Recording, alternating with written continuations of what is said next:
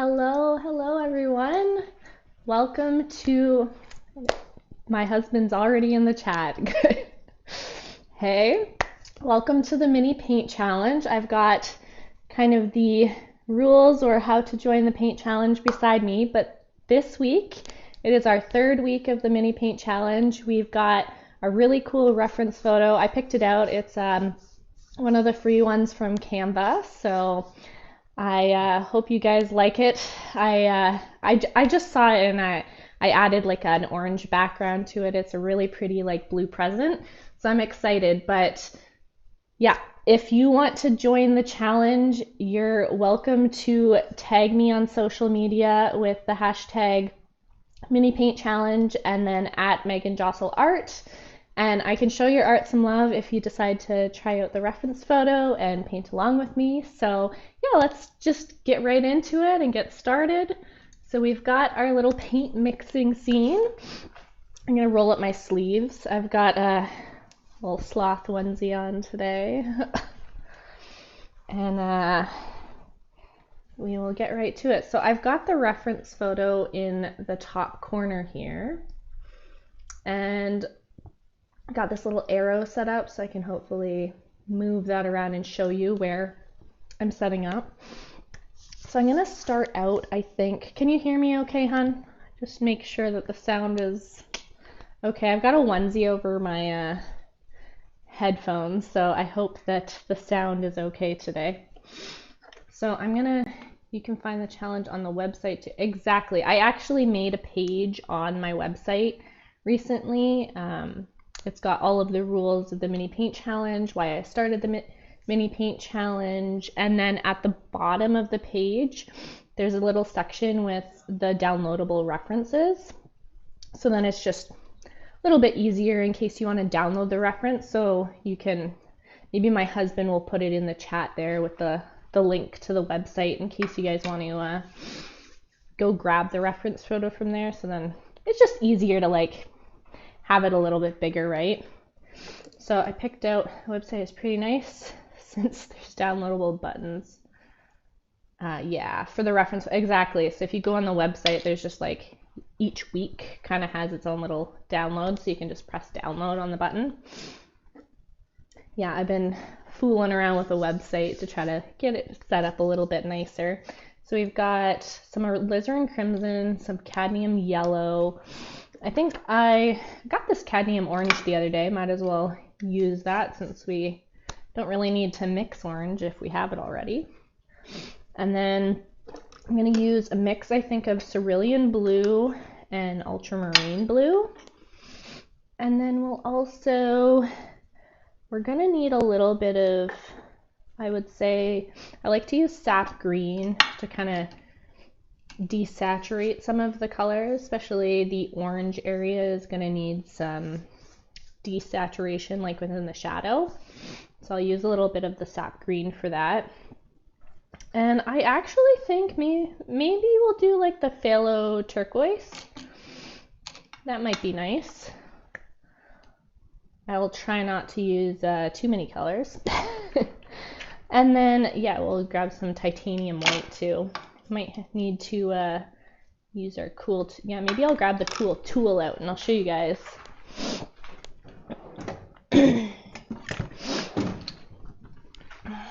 I finally invested in one of these little tools so then I can slowly put this on here and you twist it and then it helps to get the paint to the end.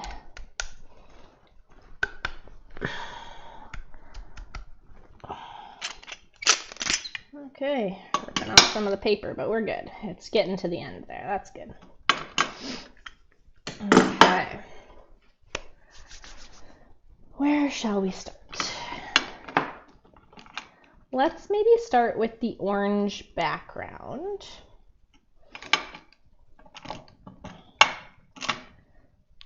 I like to organize my colors in rainbow. Just a thing I like to do. I like my palette to be really clean and organized so it's easier to mix the colors. Or at least I find it easier to mix the colors that way. And then, so that was alizarin crimson. And then this one is cadmium orange. Such a pretty orange. It's so close to the background color already, so we won't have to do too much to the orange. Getting low on our cadmium yellow. I'm using cadmium yellow light. And then I've also got some sap green. I really love sap green. It's such a good earthy toned color. It's not a solid color. It's like a mix of a bunch of different pigments. So it's got Indian yellow in it and phthalo blue. And then it's got a few other ones, but I don't know the combination for those colors. So it's a mix of a few. So then it's like a pre-mixed color. Sap green's a really good one. Bob Ross used sap green. It's one of the Bob Ross colors. He definitely was a big inspiration to me as a kid. I mean, who wasn't inspired by Bob Ross? He's a legend in the art world, right? And this one's the phthalo turquoise. It looks very dark on the palette. It's so pretty, like especially when you mix it with like white. That's why I think it'll look good in the blue sections. And then we've got cerulean blue hue. Now this one is ultra bright. You don't need a lot of this pigment. It's one of the more expensive pigments that you can buy, but it is so worth it. You don't go through too much of this. I've had this tube for like 2 years now. I've hardly used any, but I use it in most of my paintings because I really like the cerulean blue.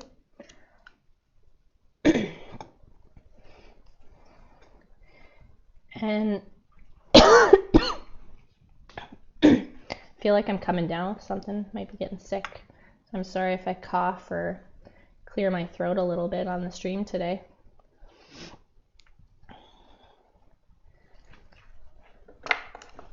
And then, okay, we've got the colors kind of laid out. I got a little bit of paint on my hand, of course. Okay, get the white in there too. I like to keep white on this side of my palette. So this one is a titanium white. I like how cool the names are for the colors. Yeah, there's some neat color names, I feel like. Some of them are very hard to pronounce though. There's definitely a few of the colors I'm like, I'm just gonna try to learn how to say that so I don't say it wrong for you guys. Okay, now I like to have a little cloth down here. And this cloth is just a cut up towel. I use old towels, old dog towels. You know, when they get super old and smelly, I'm like, okay, well that's good for rags now. Okay, so the first color I think we're gonna mix, I'm gonna use this little arrow here. We're gonna try to mix some of these colors in the background. I'm actually going to change up the background a little bit in mine. I'm going to have it fade from this lighter color kind of more over on this section and fade it over into here into the shadow. So we'll kind of try to play around with this middle color and then work on getting these lighter tones and then also getting the shadow color. That's what we'll do first. We're kind of maybe in this middle color here. Just to get a good baseline of where we're starting out. Okay, let's see. We've got this color to start. So now what I normally do is I put it down, take a little bit, and I have the reference photo in front of me, and you're gonna want to put it up against your reference photo and just see how close the main color is to it already. And I find that kind of helps for judging colors. I also, if you're having a really hard time judging colors as you're painting too, make sure you do some sort of either like acrylic underpainting, or you can do like an oil wash on your paper. Sometimes you can buy like toned paper as well that's not just like a stark white. I like painting on white. I don't find it's like a big difference for me.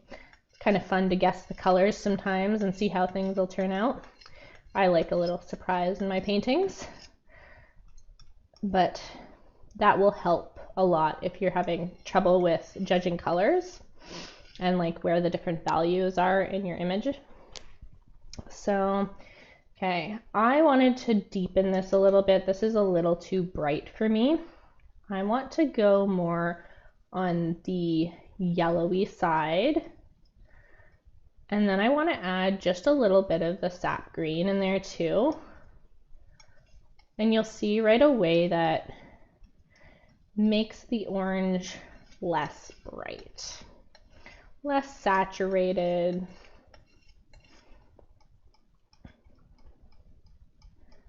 As much as bright orange is beautiful,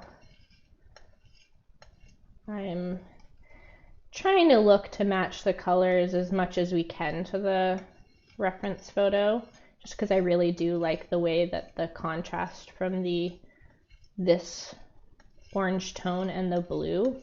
So orange and blue are contrasting colors. So a contrasting color, if you don't know a lot about color theory, so if you had a color wheel up in front of you, like orange and blue would be on opposite sides of the color wheel. So when I'm picking my reference photos, I do try to, I'm gonna put a little bit more green in here. I do try to pick like contrasting colors if you can, because it just makes the composition look really nice. There's a lot when it comes to picking nice reference photos and like the way that they're centered on an image, especially for square ones as well. It's square ones, I would say a lot of people struggle a lot with the compositions when it comes to square images. But square is just so popular nowadays because most of the platforms, especially like Instagram, right, is these little square photos. So I don't know, I fell in love with the square aspect ratio and I've kind of just stuck with it for all of my paintings. Okay, let's see how that is after adding green. Honestly, we could go a little bit more green. I got here late. Which colors do you have on your palette today? So I've got alizarin crimson here, and then I've got cadmium orange, cadmium yellow light. This one's a sap green, and then we've got phthalo turquoise, and then cerulean blue, ultramarine blue, and then this one's a titanium white. So hopefully you can jump right in. So we're just mixing the orange. We just started. So I've got cadmium orange here, and I mixed it with just a little bit of yellow and green so far to tone the color down so it's like less saturated. And we're just matching up the colors at this point. I'm gonna see how that's looking. That's closer to what I want, but I actually could tone the color down a bit. I really don't want like a super bright saturated orange for it, just because it's going to be all red. You're writing down all the colors. My husband's in the chat. Then I lost the rest. LOL. Alizarin crimson. Yeah.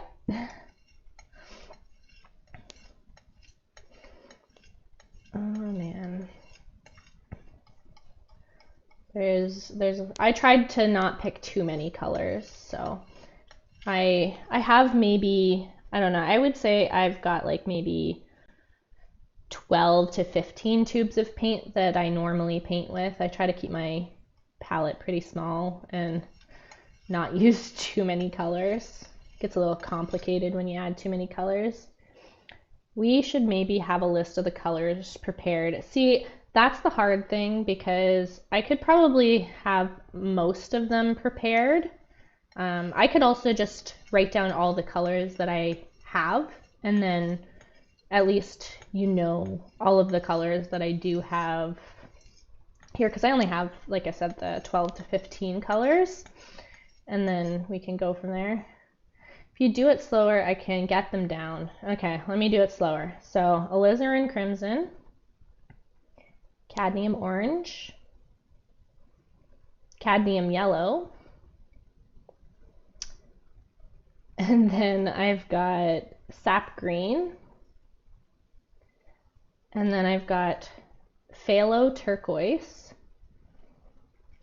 cerulean blue, and then ultramarine blue, and then titanium white over here. My husband can do all the work in the back end over there for me.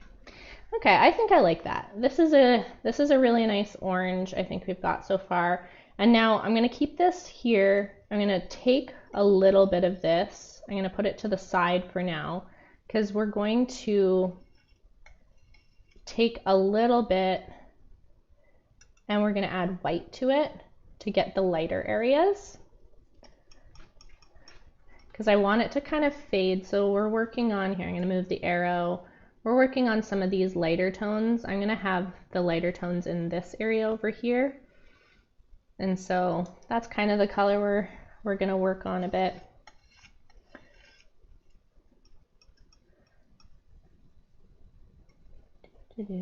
If I do try oil paint, then I plan on using a limited palette. Yeah. My gouache collection is almost embarrassing.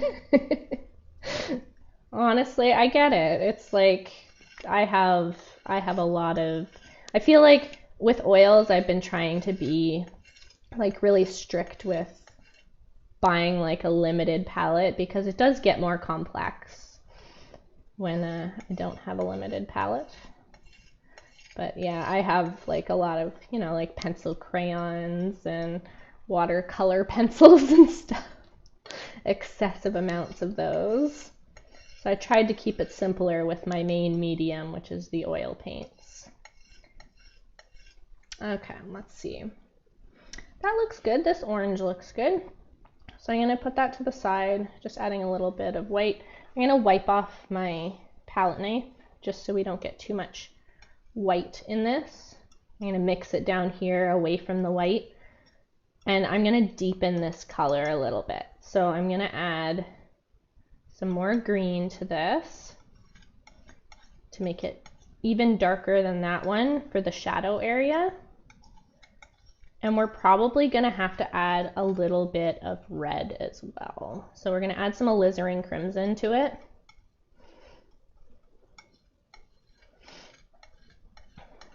And this one is definitely going to have some blue in it too, because it's in the shadow area. I'll put some ultramarine blue in it. I don't want to make it too like purpley, but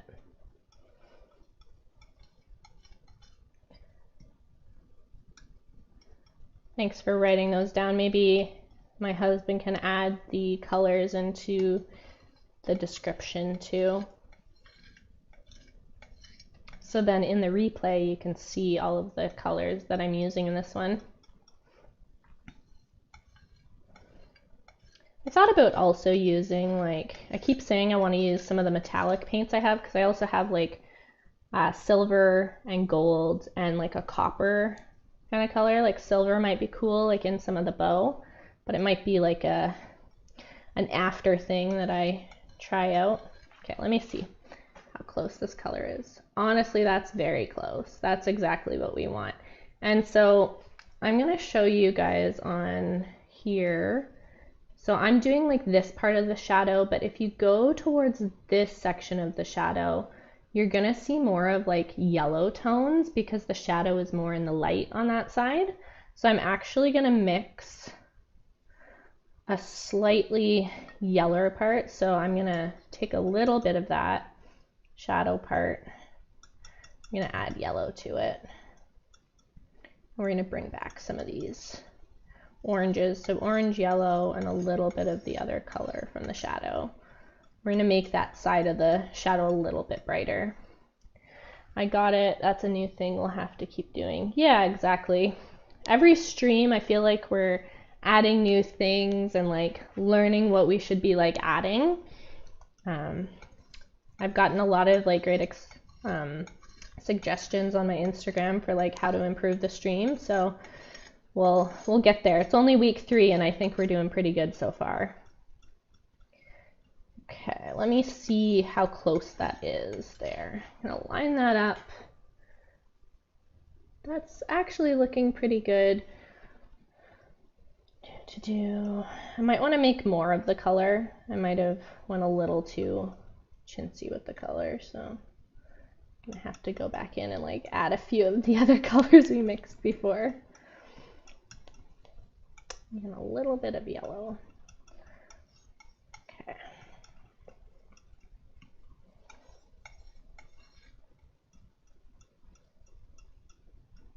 Such a pretty color.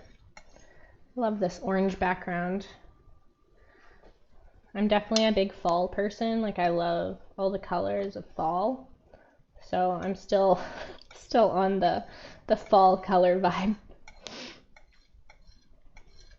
I was like painting donuts and avocados the other day. I like had to stop some of my Christmas paintings just so I could like paint a donut. Me and my husband spent Sunday painting this like really adorable pink donut. Ugh, I just love how it turned out. I have pictures of it on my Instagram if you want to see. I think I'll probably release the donut time lapse for Saturday's time-lapse video as well. Okay, so now that we've got the orange background colors done, I am gonna line them up on the side. So I like to just pick them up on my palette like this, palette knife. And then I'm gonna put them in like cute little piles on the side. And just make sure you clean off your knife after you scoop each one so you don't blend the colors. Try to keep them as clean as I can.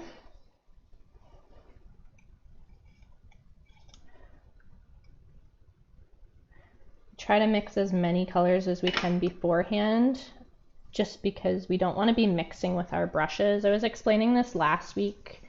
When you mix with your paint brushes, it can really damage the bristles and it creates a lot of like splaying within your brushes, because if you get paint, so I grab a paintbrush here. So this part's called the ferrule, and if you get paint up in this ferrule area, then you end up getting, you know, like a lot of splaying at the end.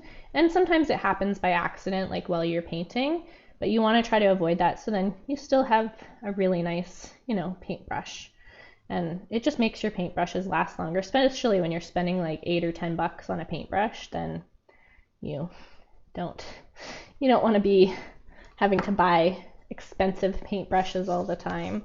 So try to keep your paint kind of on the, I try to keep it on the 2/3 of it on the end, and no more than that, because it's just hard to clean out of that area on the top. And if you find you're getting it into your brush, you probably just need to like upgrade brush sizes for that specific area that you're working on. Oh, I guess I could talk about too, I like to use the Gamblin, might be hard to see there, but this is a Gamblin solvent-free gel. And guilty of brush mixing. I think we all are, honestly. We all do brush mixing sometimes. It happens, but it's better, and they teach you in art school not to do it. So I never went to art school, but I took a lot of like high school art classes and stuff, and I've taken some with some of the local artists around Victoria, and that is something that they always say. And it's hard to avoid it sometimes, but getting a palette knife and doing the mixing beforehand hopefully stops most of it from happening.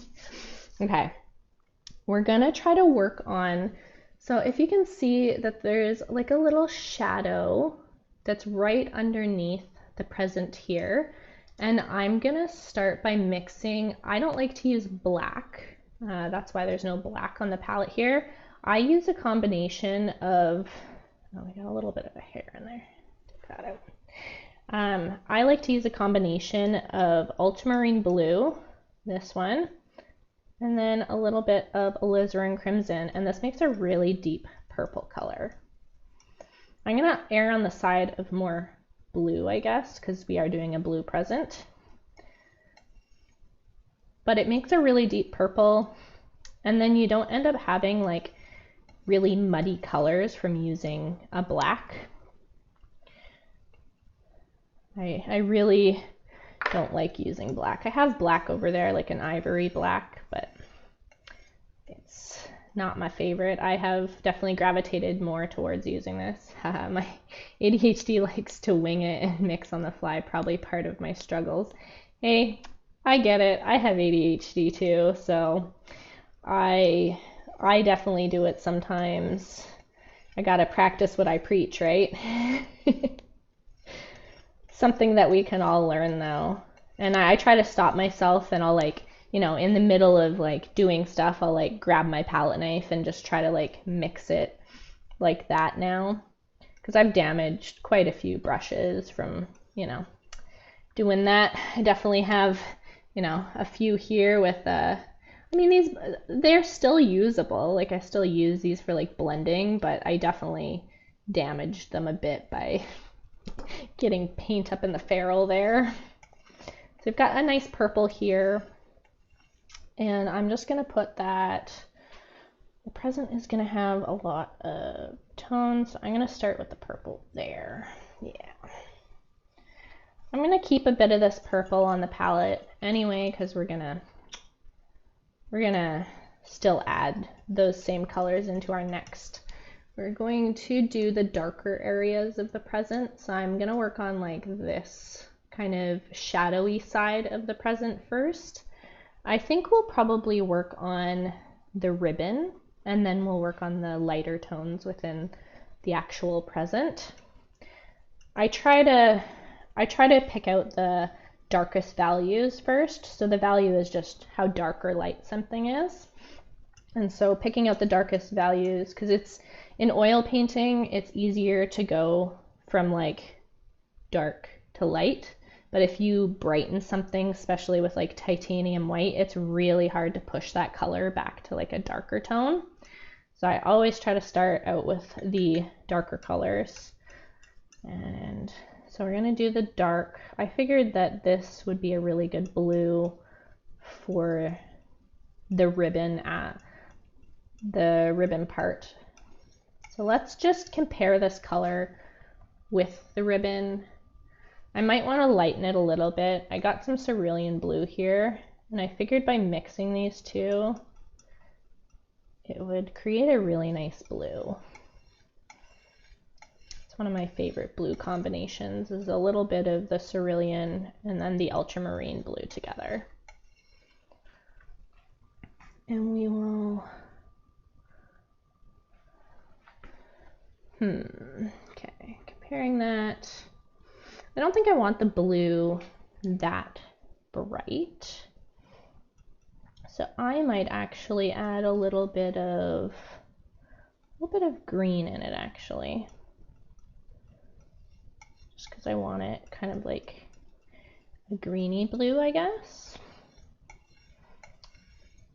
I'll go from here. Okay, that's a bit deeper, which is nice. So I used a bit of the sap green, a little bit of cerulean blue, and more of the ultramarine blue, and it made this really nice kind of greeny blue color, which I think will be really nice for the wrap or the ribbon. Okay, we're gonna put this to the side here. I'm gonna take a little bit of that so I have a little bit on my palette still. Oh, my cat is knocking stuff over there. Okay, cat. Knocking stuff over. Okay, we are going to start adding a little bit more cerulean blue. That was a lot. Let's add some of that. Okay, let's see. That is a nice bright blue. I love that. Yeah, that's exactly what we're looking for. So that's great. Got a nice bright blue. And then we'll slowly go from this blue. At least Mona is sleeping on my lap. Well, that's good. Mona tends to cause the most trouble. She's our just little mustache kitty. She's pretty funny. I'm sure she'll come down and cause trouble at some point. Kit Kat was also out last week too. during the live stream. I guess she tends to be up around this time. I think she's out the window right now just staring at birds, and that's why she's going from like window to window, like looking out where the birds are. Okay, we're gonna lighten this one a little bit. I'm gonna start adding a bit of white to this just to get some of the highlight colors. So I'm working on getting kind of more of these colors in here, some of these lighter tones. Let's see how close that's to what we want. Definitely lightens it up. And then we also want a really light one as well. So I'm going to add quite a bit of white to this one. We're going to try to work on the really blue, bluey highlights on the ribbon there. Let's see how close we can get that. The ribbon's also got a cool texture. I haven't decided if I want to keep some of the ribbon texture. I feel like it would be nice to keep a little bit of it. You kind of have to decide, like especially with mini paintings, you can only add so many details. So you have to add the details you feel like will add the most to the final painting. And sometimes it's not worth it to like add all the tiny details. It's good enough to just kind of add in them like lightly. Okay, let's compare this color and see how close we're getting. Be fancy and keep it. Oh, we only got 3 hours to paint this. Can't go too fancy. Oh, I think I made that a little too white, so I'm actually gonna add in some cerulean blue again, just a little bit. Let's see.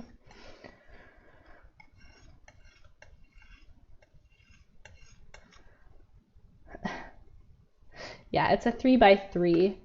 See, that's why sometimes I like to also do the 6x6s, because I can add like just a few more details if I want.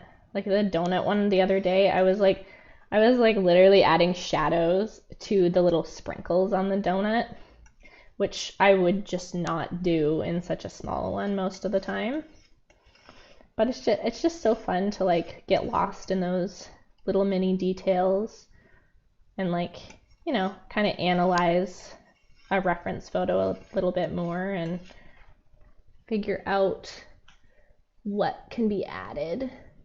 Okay, this is a pretty nice blue. I like this. I feel like we could add a little bit of the turquoise. I feel like adding a little bit of turquoise in there will be nice. It's got like a greeny tint to it. Oh yeah, I like how this looks.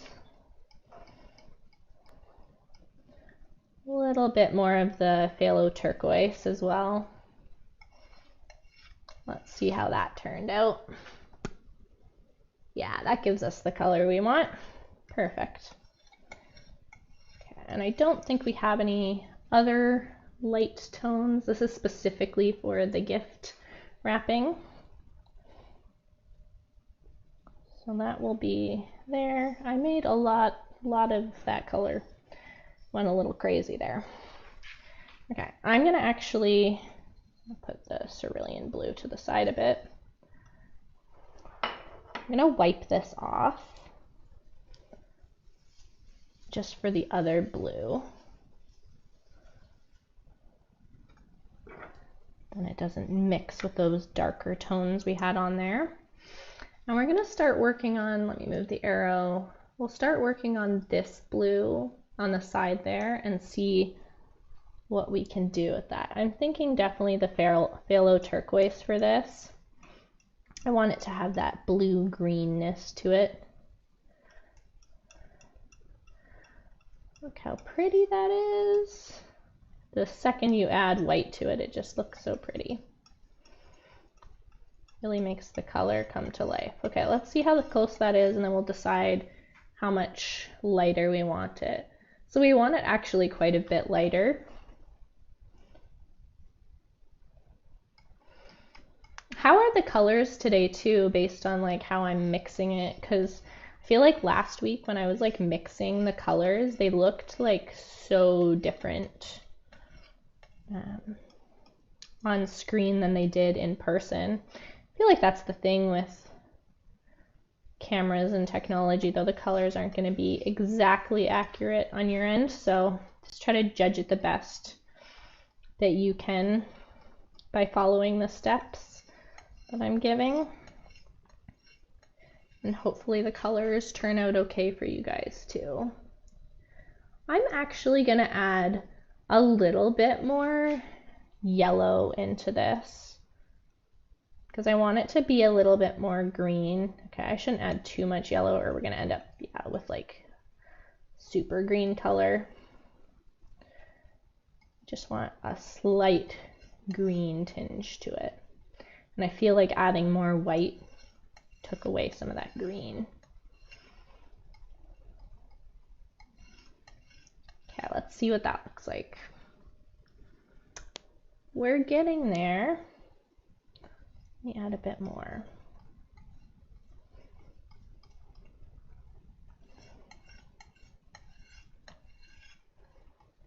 And that one's the cadmium yellow that I'm adding. And then we've got, okay, that's getting closer. I feel like we could probably keep some of this color to the side.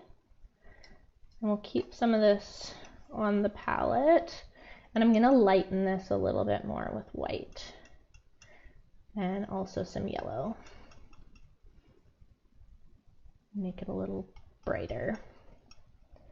I'm seeing a difference here, but I know what these colors look like in person since I use them in other mediums. Yeah, exactly.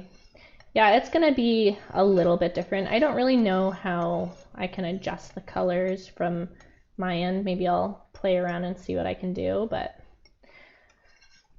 just have to have the colors in front of you, right? Hopefully it's not too much different. Though honestly, if the colors are like a little bit off or you decide that you want it like slightly different, it doesn't matter anyway, because we're not trying to like copy the reference exactly. My aim is to never really make it like hyper realistic per se. I'm more of like painterly realism. I would say that's the type of style that I do. I think there's a lot of joy in kind of like those smaller brush strokes and like seeing that painterliness within it. Okay, I really like this blue. See how this one's like more green? So for the present, you can kind of see there's almost like a marbling kind of effect on it. And so there's also that like darker blue in it. And I want to bring some of maybe these darker blues from over here that we mixed within the present and do that like marbling effect. Just because I think it'll be really nice if we keep that marbling effect. We also have some highlights. If you look really close on the photo, you can see some highlights on the corners and then also on this side of the present. And I'm gonna try to just take this color, a little bit of it, and add more white to it. And that will give us a very kind of greenish blue highlight.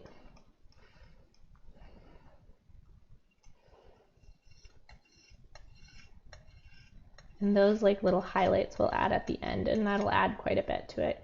Yeah, I'm already planning a phthalo blue-green base for mine. Not sure if I'm going to use orange for the background or not.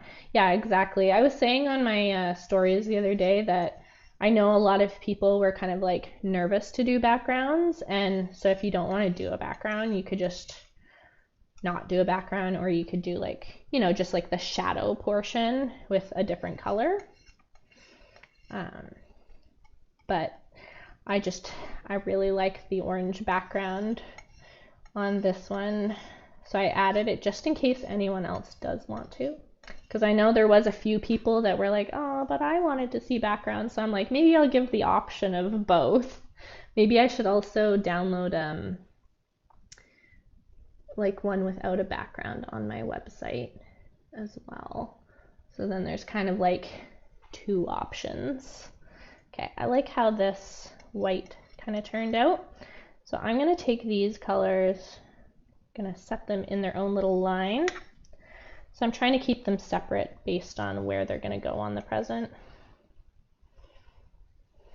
Just so I remember, because sometimes I mix a color and I'm like, where was I planning to put that again?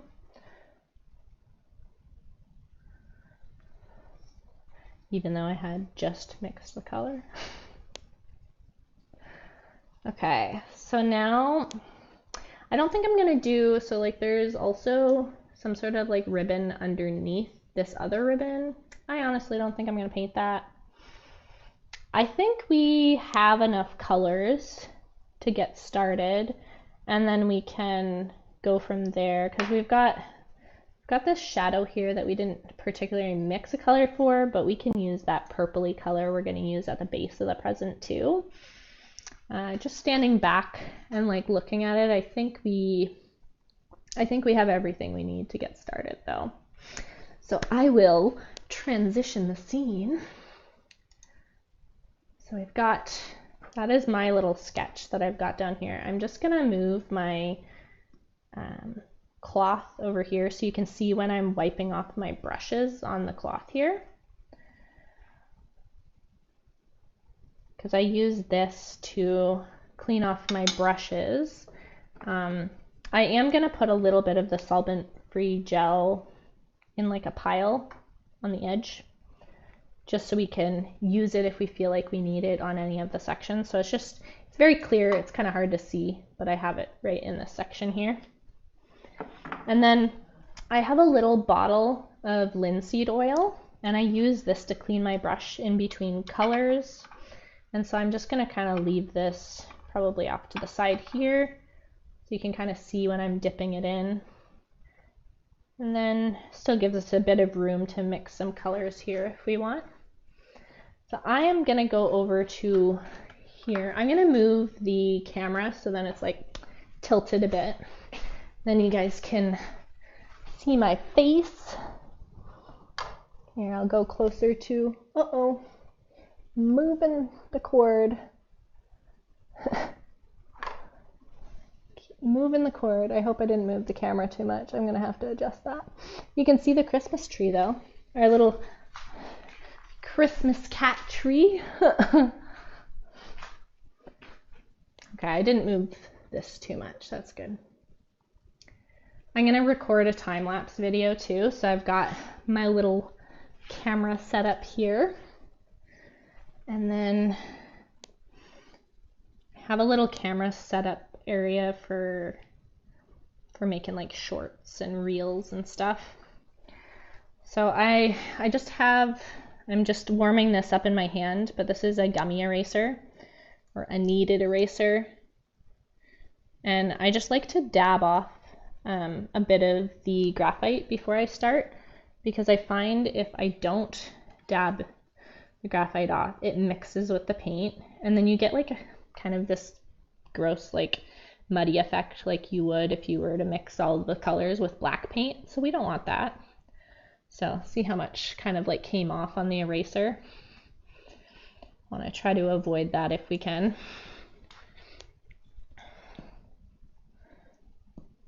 And then we will go from there. Once I get this erased.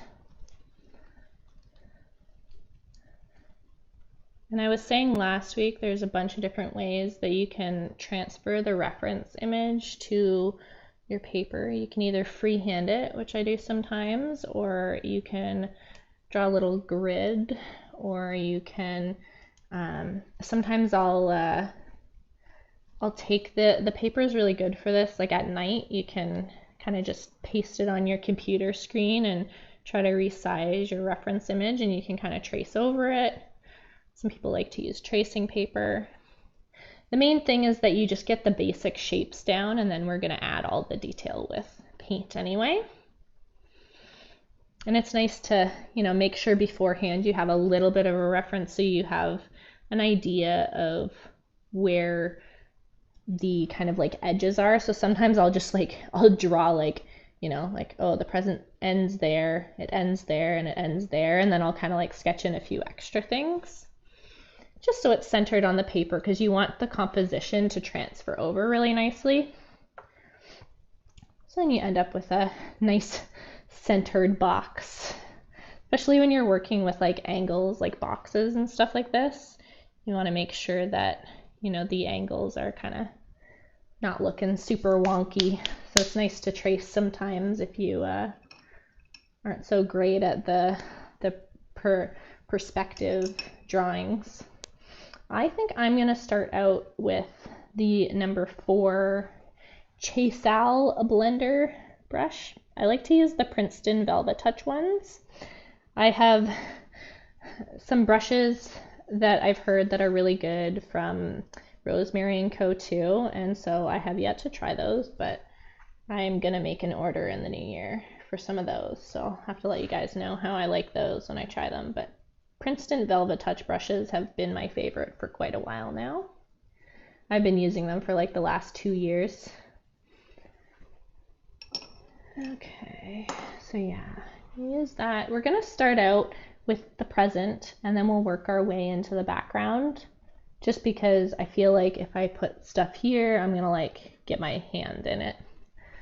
So try to start out with the main image in the middle first. Okay, so I think I'll start out with the bigger parts of the present.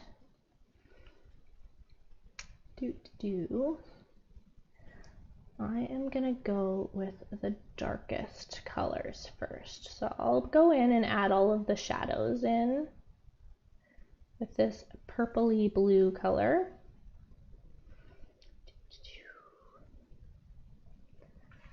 And then,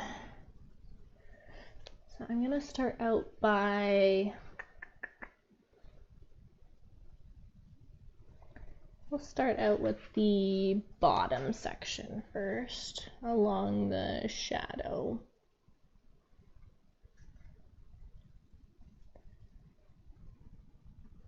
And these are the trust the process moment, because we're not going to be blending the colors right away. We want to try to avoid blending colors when you lay down your first layers. So then you don't end up having, like I said, the muddy colors. If you overblend things, it doesn't look as nice. Or I find that it doesn't look as nice if you overblend things. So we're just gonna add in those darker sections. Go from there. Okay, so there's also a little bit of a shadow here underneath this section of the box.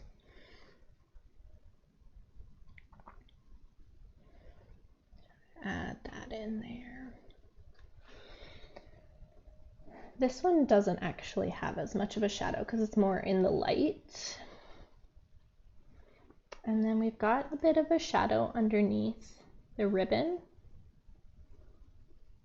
So I'm just going to slightly add in the shadow along the edges of the ribbon as well.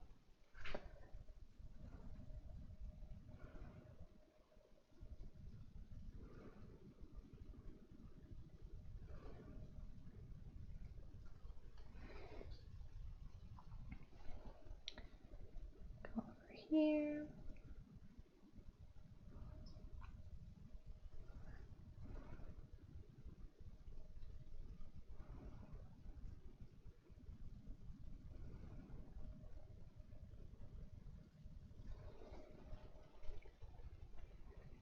And we've also got a pretty deep shadow right underneath the ribbon here.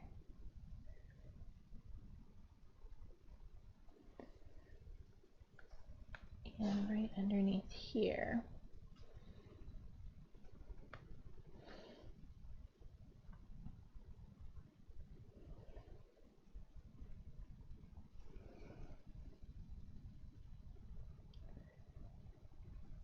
Right into this area too, and then it starts to kind of brighten up closer to that area, so we won't add it there, but there is some under the ribbon. there. And then we've also got a little bit of a shadow here as well.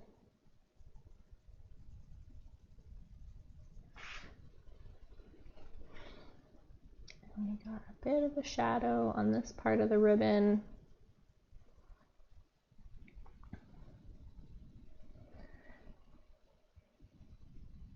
And then I'm gonna go into the kind of curly parts of the ribbon now, and I'm gonna add the deepest shadows in there as well. Might even want to switch up my brush size to get a bit more detail. Kind of just blocking in the colors though, so I can always switch up my brush size later and add a bit more. There's a bit of a shadow that comes out like this and into there. And we've got a deeper shadow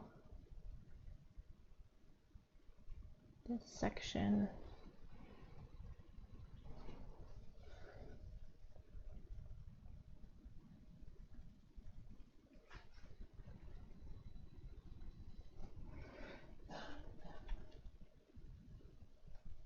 Don't want to go too dark with some of the shadows, but it does look like we can add maybe a slightly darker shadow here.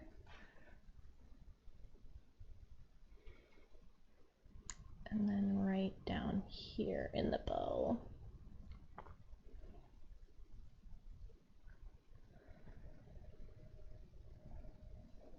I feel like we actually have a decently dark shadow along the edge here. I might lighten this a little bit later, but we can always lighten these shadows a bit if we feel like we push them too far in one direction. So I'll do that there. That's pretty good to start, I think. Oh, I guess we forgot this ribbon on this side. Got so focused on the other ribbons, we gotta have a little bit of depth to this ribbon here on the side.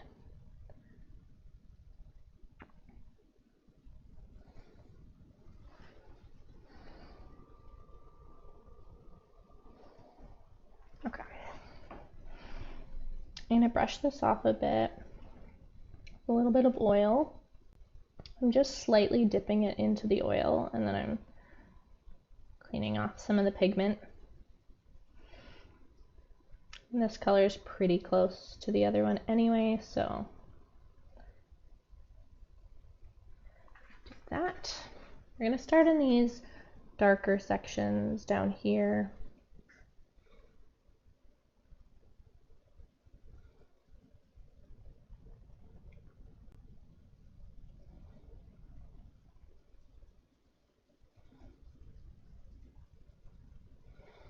I'm almost kind of like dry brushing some of the color up a little bit too. You want to put on a decently thin layer because we're going to come back in with more paint afterwards. I should pay attention so I can try our next painting with less guidance. Yeah, you should. My husband actually joined me in the art studio the other day, like I was saying, with the donut painting. And it was his first oil painting, and he wanted me to kind of like coach him through it, so I helped him mix the colors and stuff, and yeah, he did a really good job with his little donut. I think I showed it, yeah, I showed it on my Instagram, on one of the reels. Showed your finished painting on there. You did a great job. I'm happy with how our little donuts turned out. But he said he's going to paint with me again this coming weekend, probably on Sunday again. And we'll get to do it again together, which is so nice.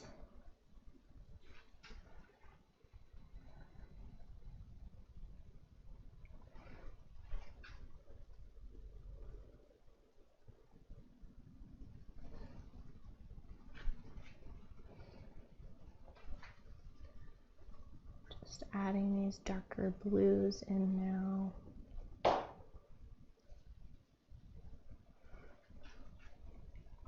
Add the deeper blue in this section too. Trying not to blend it too much with the purple areas that I'm putting it beside.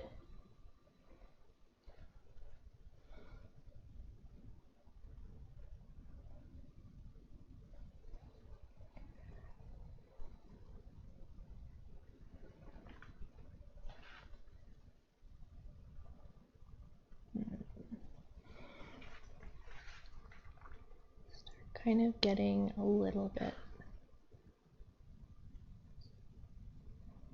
Just placing the blue slightly around the shadows, because what we're going to do is like slowly blend out from the shadows.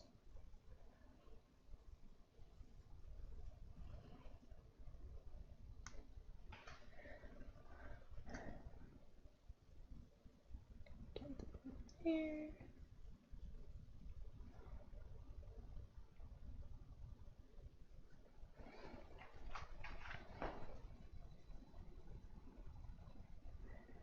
I'm going to clean off my brush again. Start working on this more saturated blue. 1 second while I deal with my chapped lips. I feel like my lips have been just excessively chapped. It's winter time here in Canada, so we've been running, we live on the west coast, so we've been running the dehumidifier, but it's like drying everything out in our house right now. And my lips are extra chapped from all of that. So I've been just compensating by adding tons and tons of lip chap. Hoping that the dryness feeling will go away.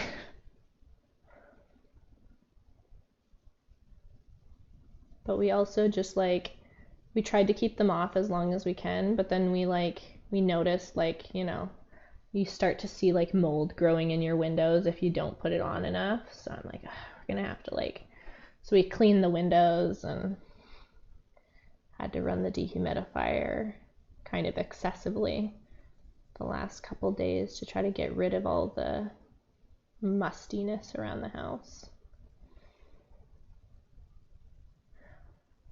Which might be contributing to my not feeling well. Just very damp here on the west coast.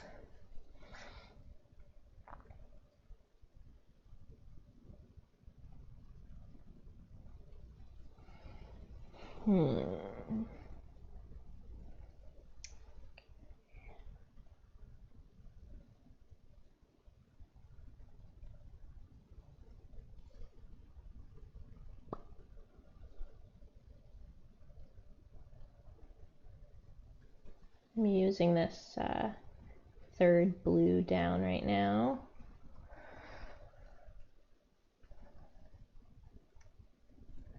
And this is almost the blue that's kind of like, it's like a mix of like almost this blue and this blue that's like the kind of fuzziness in the present part.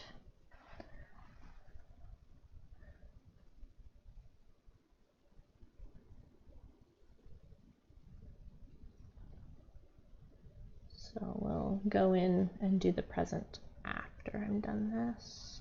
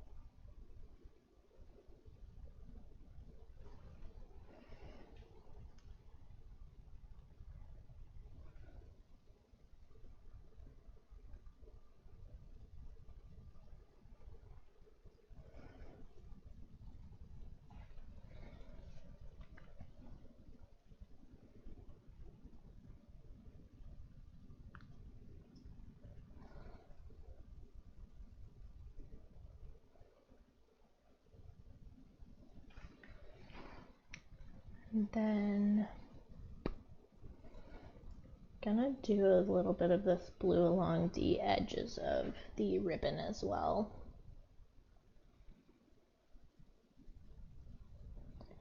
I'll probably go in and still add some highlights along the edge of the ribbon too, but just to like outline the ribbon for now with a little bit of blue will help us kind of get a baseline of where the ribbon is. Over here.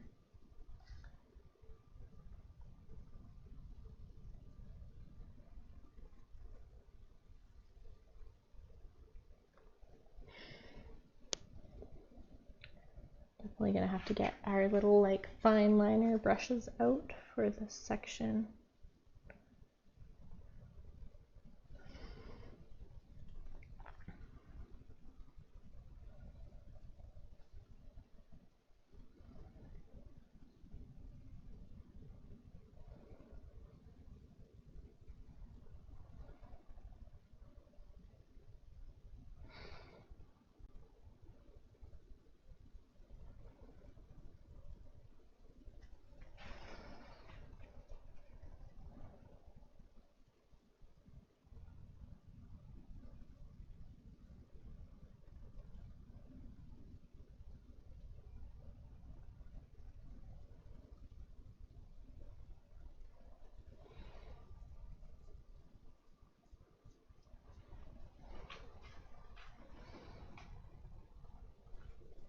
Ribbon's looking pretty good. Okay, we're gonna move on to this next color for the ribbon, which is the slightly lighter blue.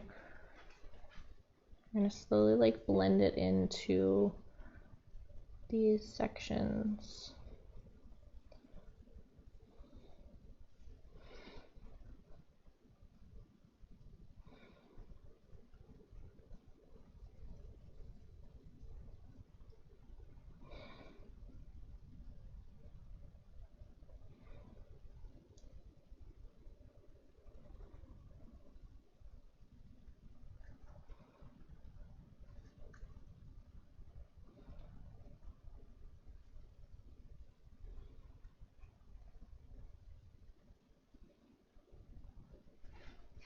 And then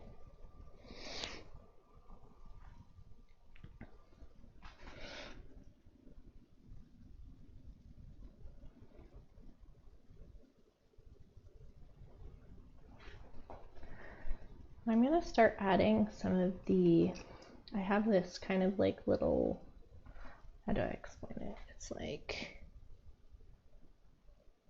little blendy brush. This one's really damaged too, so take a really fine tip damaged brush and go into these darker blue colors.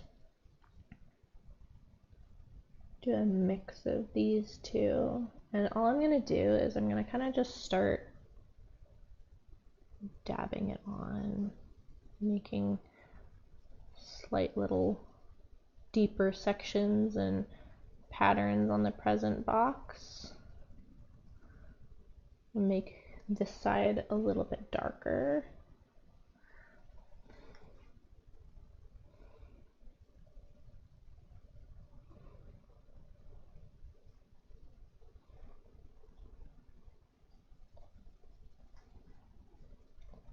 And we'll try to create that texture, see how we like it. If we don't like the texture we're creating, we can always get rid of it. But I think adding just a little bit of depth with texture will help here.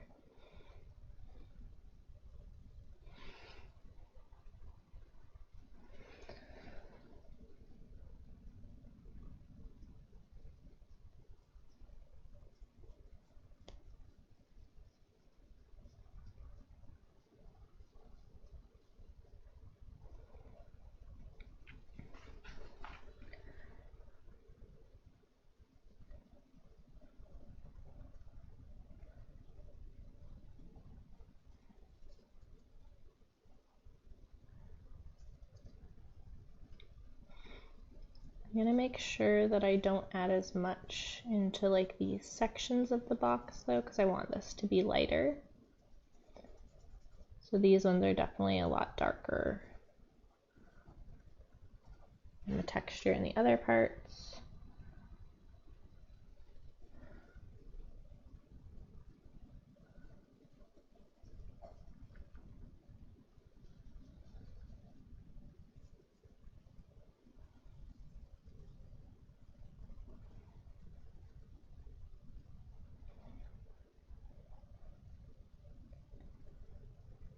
And then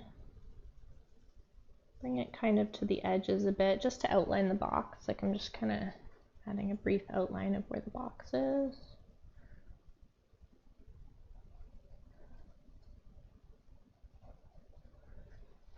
I'm gonna make this part a little bit darker too.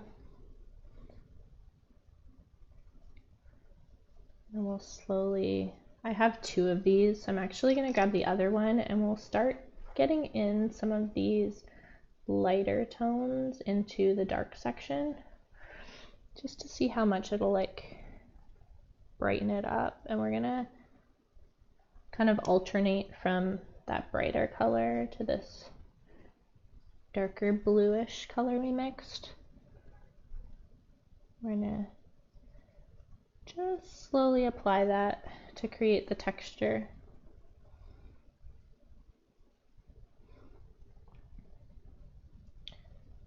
Like I said, we probably want to add more of the darker blue.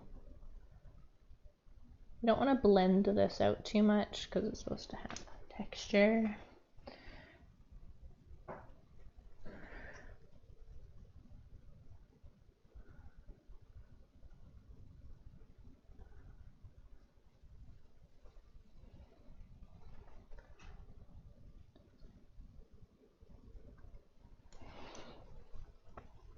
Okay.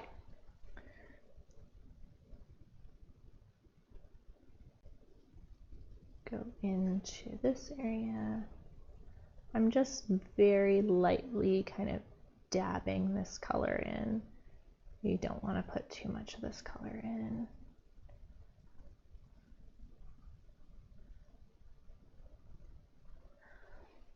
But it's kind of looking similar to the reference photo now by just slowly dabbing that in.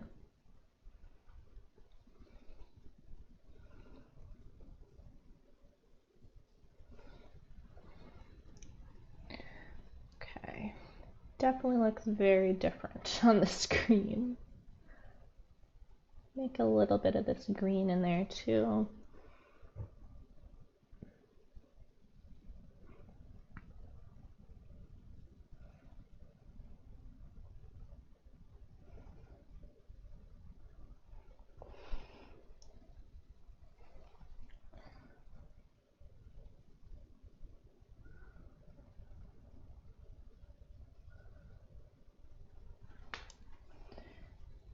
Go back in there with the dark color again.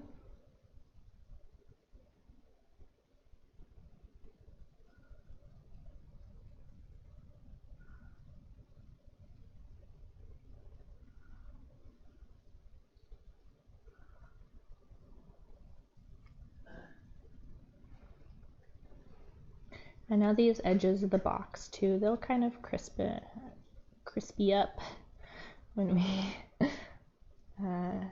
add the background colors. So don't worry that they're kind of like not looking great right now. But if you are doing a white background, just maybe touch them up at the end and go over them a bit. Yeah, I'll definitely go over the lines like kind of along like this at the end just to touch these up, but they look pretty good. Oh, stepping on my cords. Okay, I'm just comparing this. So I'm going to bring it up into the top part. This part's slightly lighter, so I'm kind of like, see how it's like darker here, lighter, and then over here we're going to slowly get lighter as well. I'm going to do that in the top part of the present as well.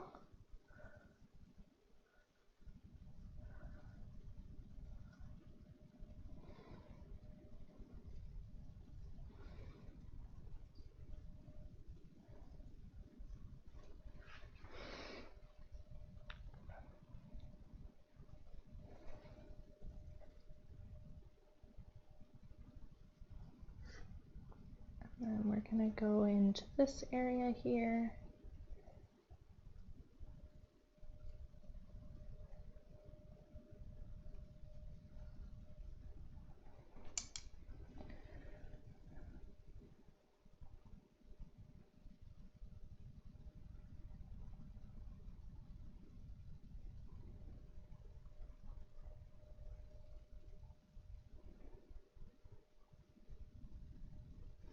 I also realized that on the side of the present here, there's a little bit of a dark line. I'm going to add a bit of a deeper line there, just where the fold, like where it folds. Oh, I dipped the wrong one in there. Oops. My darker color.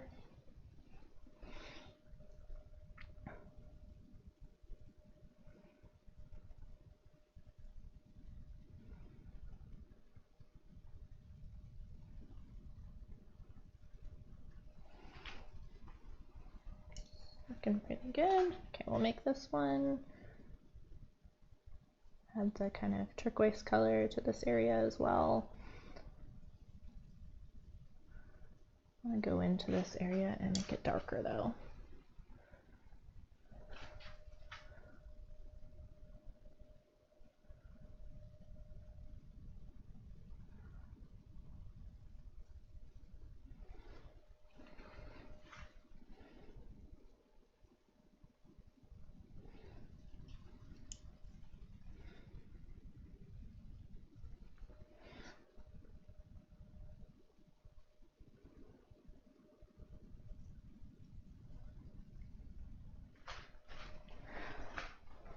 This is kind of a fun texture to play with.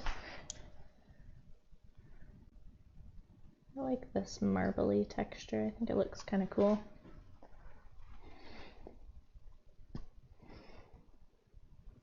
Looking pretty good.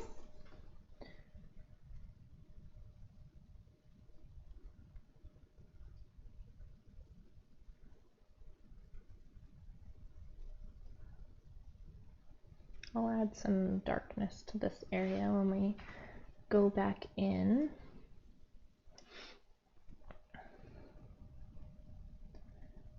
And then, so the top part will slowly start adding. I'm going to clean this brush off a little so we don't get too much dark in it.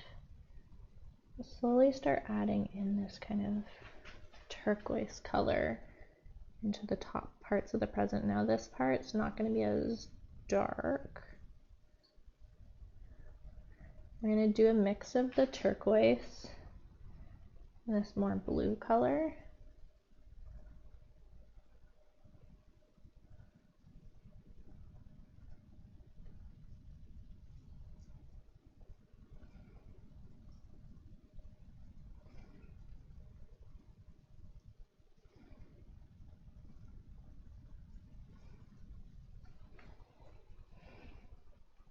Even some of this like highlight color, especially near the front of the box where the highlight is.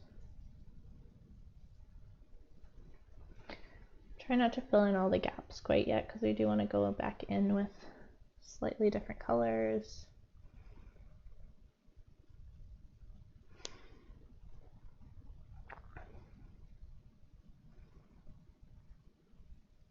I'm going to go back in with the other blue.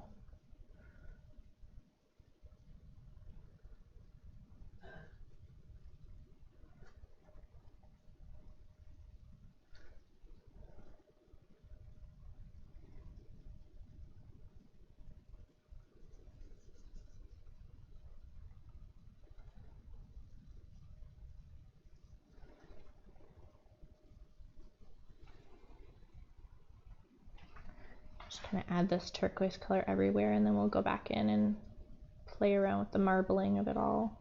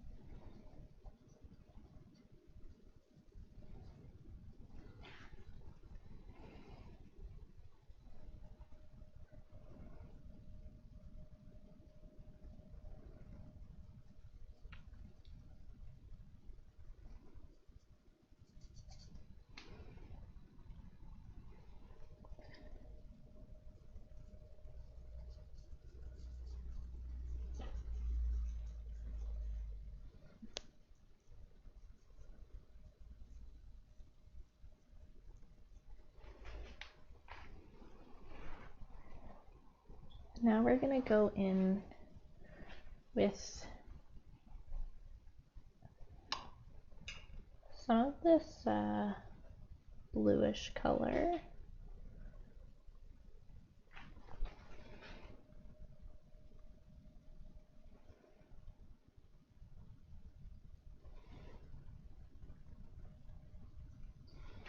And I've been going with some of this blue color too. Just to really brighten up this area. I'll go in with some of the dark colors still because I still want more of the dark marbling in it. But I don't want a lot of it in this section, so I'm going to kind of save it for after I get these other colors laid in. And we're just building up the layers.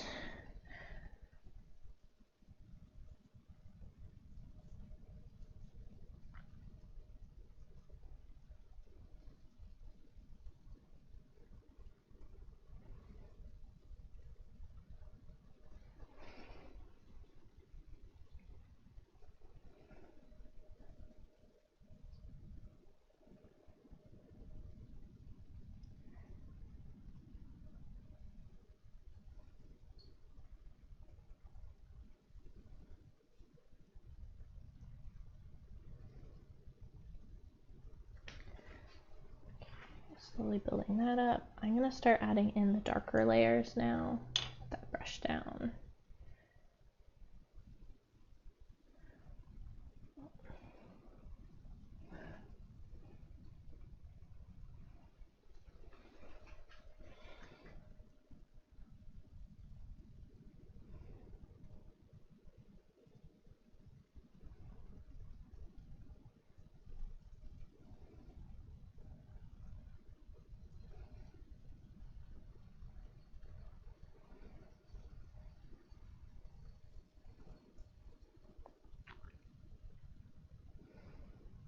Definitely going to put more of the darker areas kind of around the shadows,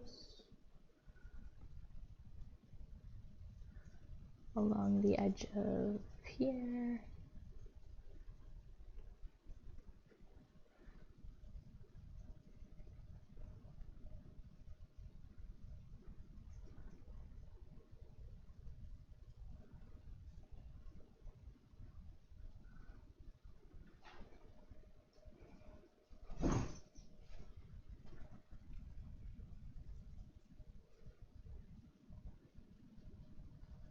I would say this section of the present is a little bit lighter, so I don't think I'm going to marble that too much.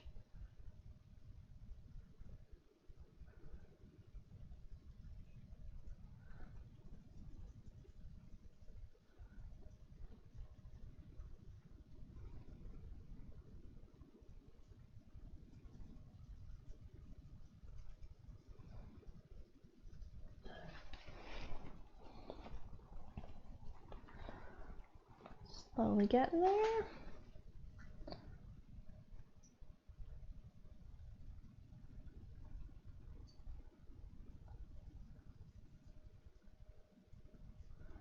Wasn't planning on doing the texture of the box, but I just think it would be fun now. Be a lot easier if I didn't add the texture.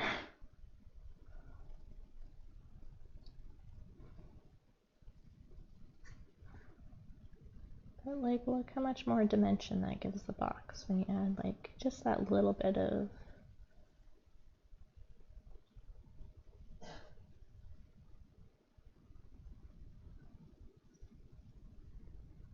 trying not to get too caught up in details today because I also have to end the stream for sure at 1 o'clock because we're going to see friends tonight. We're doing like a Christmas dinner tonight. I haven't cooked anything yet. So I probably should cook something after the stream. I like the small things like texture for the live stream. It's worth adding. Yeah, I do too. Like I feel like it's nice to have a little extra. I should still finish this and how much time? We still have an hour and a half. We're good.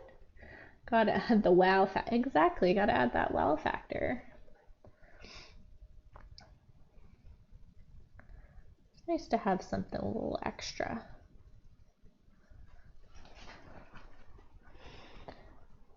It's coming together, slowly coming together. Just stepping back from your painting sometimes, so like make sure you take a step back and you look at what you're doing and you're like, okay, I can really like move the colors this way or this way.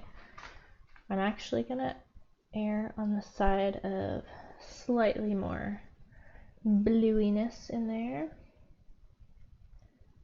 Add a bit of this bluey kind of color. Add some of that in.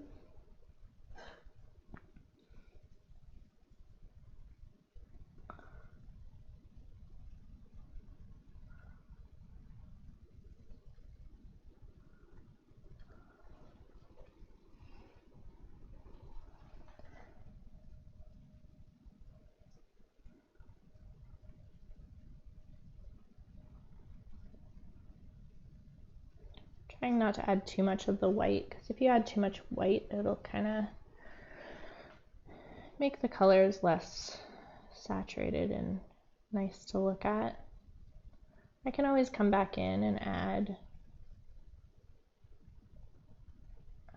more of the other colors too if I feel like I went too much one way, but like I said, when you add too much white, it's really hard to go back from adding too much white. So just try to avoid doing that in your paintings if you can. Save more of the highlights for like the end part, kind of like we're doing here. It's like we're almost done doing the marbling, so we're going to add in the whites now, kind of thing. This line's like not super prominent, but I kind of want it to be at least a little bit more, just so you can see where the lid is. This area to be a little darker.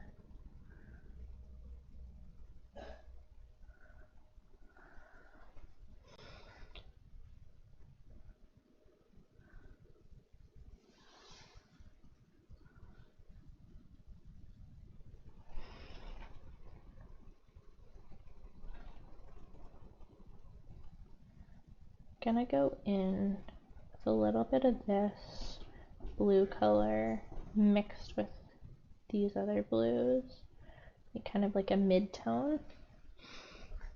I'm gonna run it along the edge of the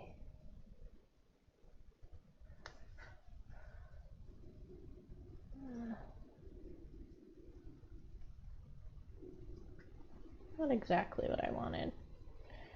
Scrap that. Sometimes you try something, you're like, nah, I don't really like that.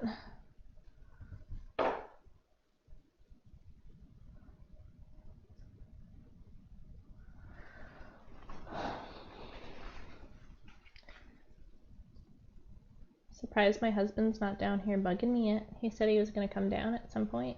Bug me.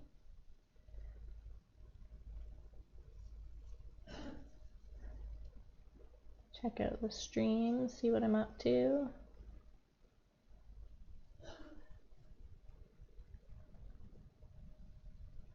I'm just blending out the shadows along this area right now.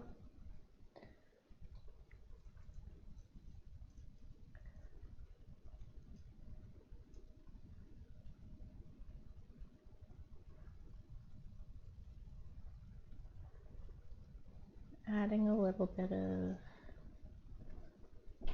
color back into these sections.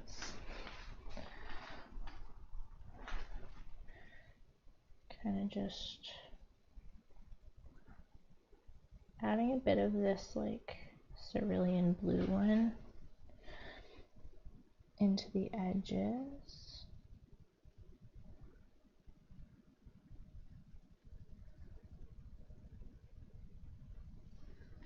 I'm working on an important email. Ooh, that's what my husband's doing. Working on an important email. He's been working a lot lately. He's doing a crazy amount of things right now. He's in school, he's got his full-time job. He's also doing courses on the side and extra little projects. You're always doing something up there. And then again, I can say the same for myself. I feel like I'm always actively doing something. I don't like to just stand still, you know?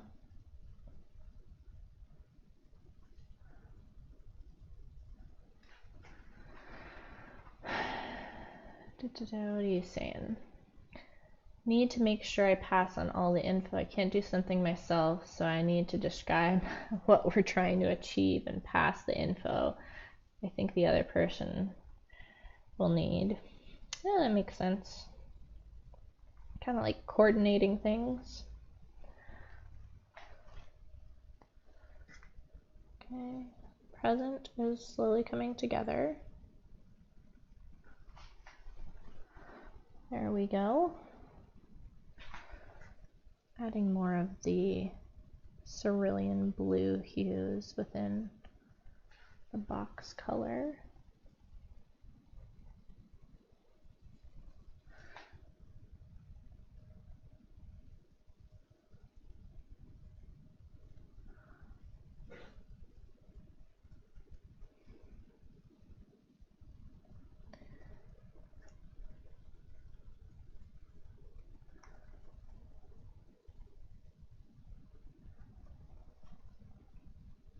And then we'll work on the ribbon part next, because the ribbon is not looking so good right now.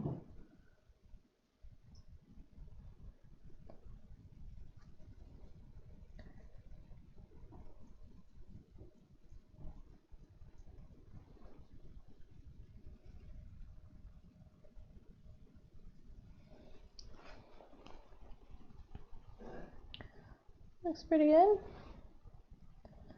I feel like I could add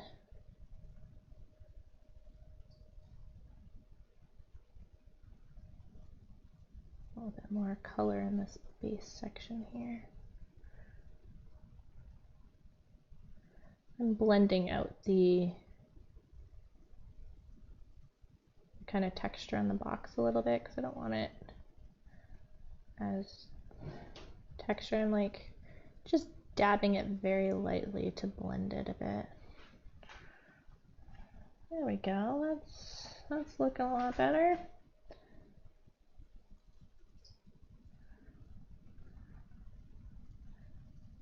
Just that little bit of texture.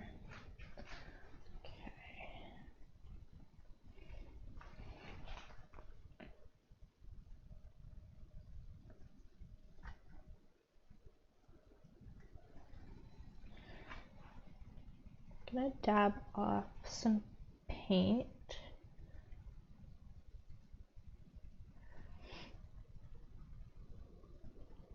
Dip it in the darker blue color here. And I'm just touching up some of the shadows. Very lightly going across the shadows.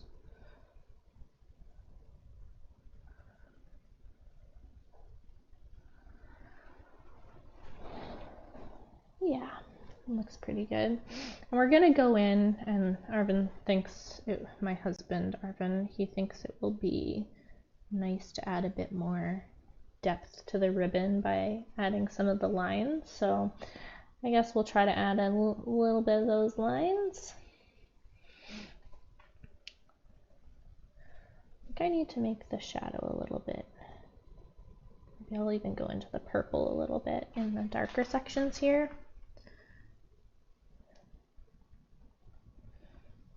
Let me see. I'm gonna go over in like this area here.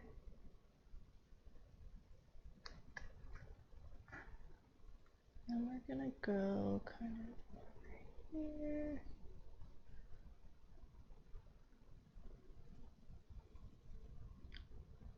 Just getting in that area.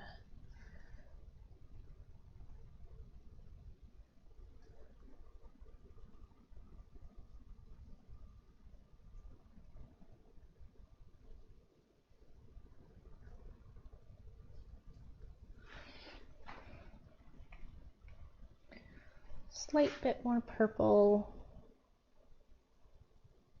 Really want to deepen this section to show that this is like the darkest section of the box.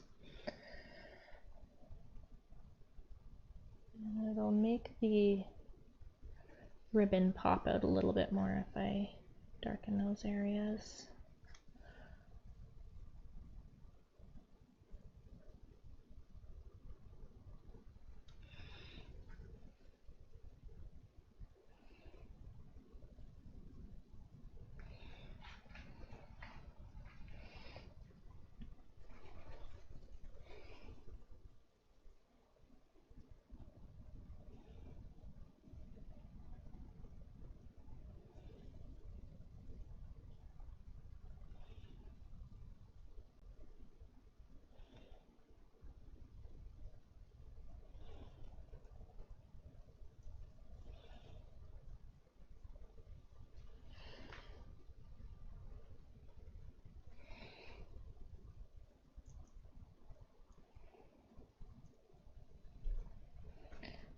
And the blue of the box will actually change slightly too once we add the orange background, so keep that in mind. That's why I said like working on a white background, especially if you're new to oil painting or mixing colors. The orange background will actually change the color of the box too, so we can like reset the values a little bit more when we add the background in. I'm gonna add some more detail in the ribbon, then we'll add the background, and then we'll go back in to the box and like kind of adjust things a little bit. So I'm just cleaning off my brush. I think for the ribbon, I am going to use, I think maybe one of my 10/0 brushes. This one's like a liner brush, and we're gonna need that, I think, for the ribbon.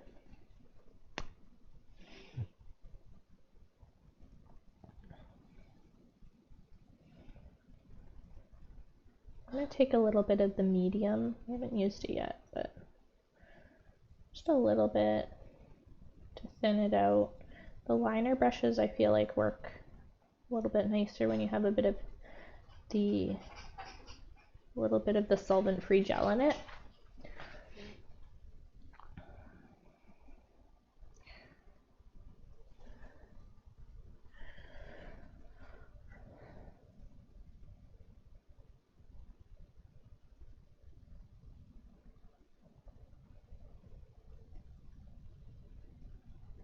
Just adding just a little bit. So I figured the liner brush would be good for this, because then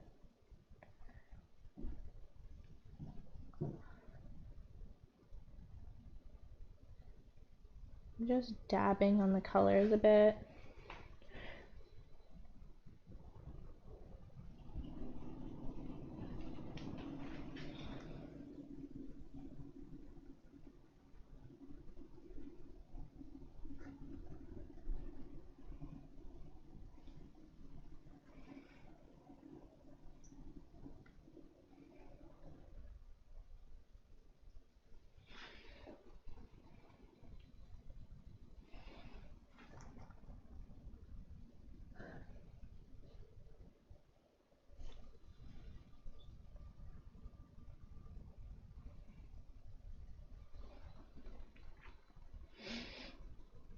Okay.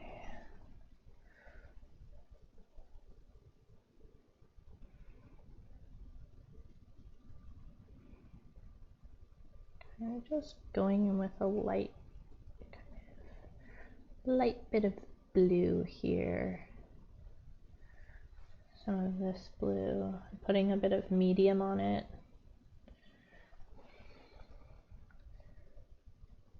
And I'm just putting it over these areas because these are going to be highlight areas, so I don't want to like put too much blue on it. I like to sometimes, like this is why I like to keep my paper white too. I like to use some of the whites sections of the paper kind of showing through my work sometimes. This part's actually quite dark, so I'll make this a little darker. But yeah, I don't mind some of the white kind of showing through. I'll still cover up the white for the most part. But I like the little bits of white you get popping through. I feel like it adds a neat shine to it. And I'm just gonna cover up this area with a little bit of blue. Same with these areas. Okay. Now I'm gonna clean off my brush.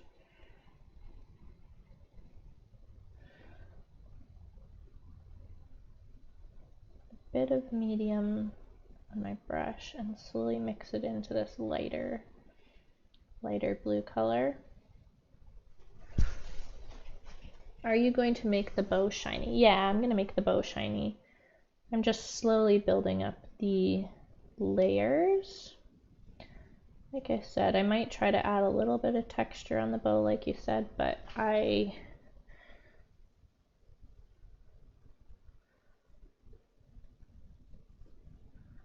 just building up the layers at this point.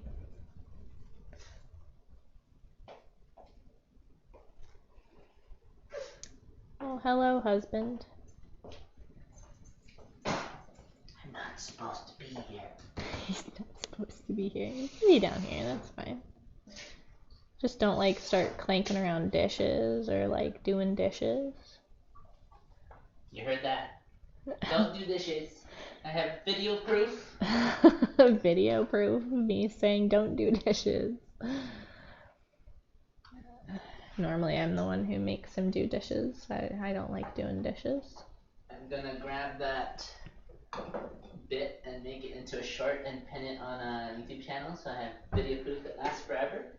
Oh my gosh, that is not how that works. I'm definitely gonna make you do dishes later. Because I don't want to do dishes.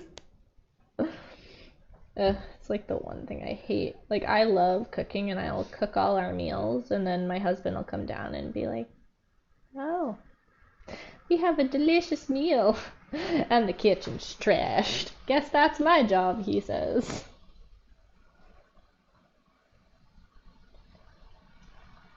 Sorry, I don't know if this is making a lot of noise. I hope not. Hopefully not. I don't know. Was the speakers okay today, though? Yeah, I was using my headphones to listen, so... I have, like, my headphones on today, like, underneath my onesie, so I wasn't sure if it, like, is, like, disrupting the speaker part. But if there's no problem, that would be ideal. I think it sounds fine. During long periods of quiet, you can just kind of hear the breathing, which is also fine, so the audience knows that the audio is on. Oh, so you can hear me breathing. It's Probably alright. my heavy breathing because of, like, my slight nasal congestion. Alright.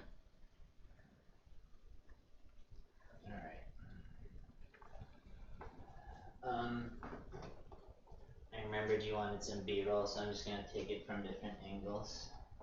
Oh, thank you. I don't know where from, but I will figure that out. Figure it out. Okay, we're slowly just adding in the highlight sections now.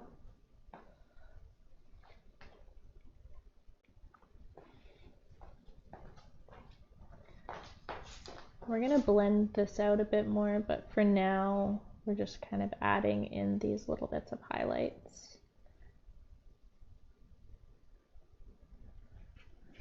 And I'm slowly going to, I'm gonna probably use a bit more titanium white to get the highlights quite white near the end. But for now, I think they have a pretty nice look to them. I decided against adding all the detail into the into the ribbon since we added quite a bit of detail into the box. I feel like just like a softer looking ribbon would be nice. So I'm thinking like with the softer ribbon, and then we've got the more textured box. I think it's just like a nice contrast in texture. So that's the plan.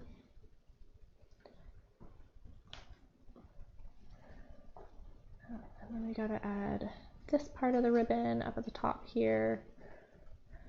Actually, I have to leave a little bit of room in this part of the ribbon for a bit of orange in the background. So we're gonna like kind of add it into that section afterwards. Then we'll have to come in and touch it up after we are adding the orange in, because the orange will kind of get into the box area a little bit, but I think what we've got so far is like looking pretty good.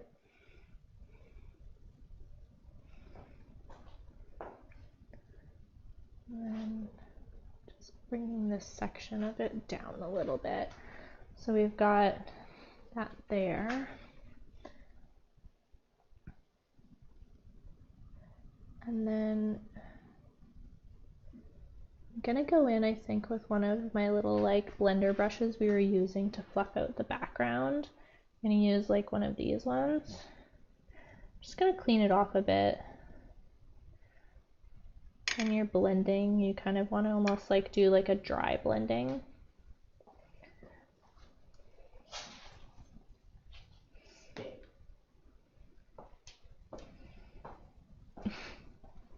My husband's back there. What are you doing? Just have to grab B-roll. Oh, he's getting me B-roll. Right. Trying to up my B-roll game for all of my reels and shorts. So I did tell him to grab some B-roll for me. Thanks for coming down. Maybe you can get me like dipping in the paint a little bit. Yeah, I'm just making this one extra long so you could cut whatever footage you want from this angle. Because I have some from behind the easel, now like beside the easel. This is great. It probably looks really creepy. I've got so many cameras set up, like it's hard to see within the stream, but I've got 5 cameras set up for this stream because I'm also filming like shorts content and then the time-lapse videos for Sundays that I do. And then I've got the face cam and then this cam on the present and then one cam here. I mean, I guess you get... turn to look this way really quickly. I think we could use some of this. It's kind of like a landscape view from where the laptop is. Hmm? Yeah, just don't take too long, but like, I do kind of think the B-roll will look better if you face this way for a bit. Do something in this direction, and the tripod blocks away, so maybe we could also do some like fake filming after too. But it is like, it felt more legit to get like actual footage from like when I'm streaming though. You know, like there's just something about like using footage from the actual stream instead of pretending to make B-roll.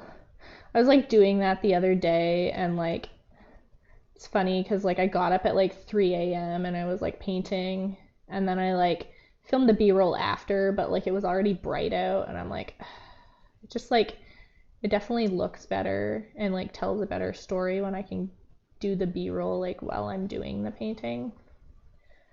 I just sometimes forget to like film stuff, so then I end up having to like try to capture some B-roll after the fact. Doing all the filming myself. Okay. Just blending out these colors a little bit. Like I said, I'll come back in with more highlights after. alright, I have a bunch of beer from different angles. Hope it's not too shaky. I'm gonna go back to The present's looking pretty good though, right? It looks like, I think, better in person than on the, on the stream. Yeah, you could check my phone later. I do have to go back to work. I just came for a drink, but since That's fine. Thanks, son. it was like, I said I do B-roll. Thanks, son. I'm also going to grab a little bit of titanium white and just put it on our palette here. I'm going to clean off this liner brush and start adding a little bit of... I'm not going to clean it off fully because we do want some of the color to still kind of show through.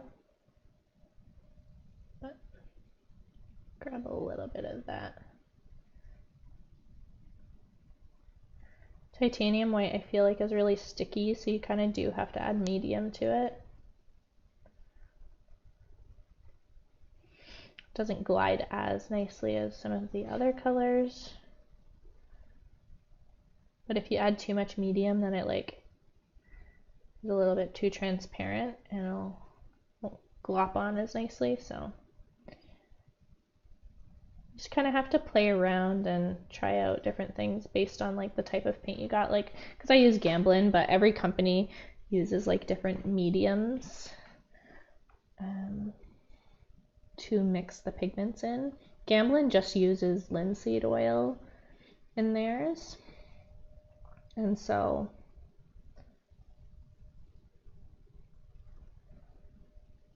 I just like to use linseed oil. I do want to try out, I think, walnut oil at some point.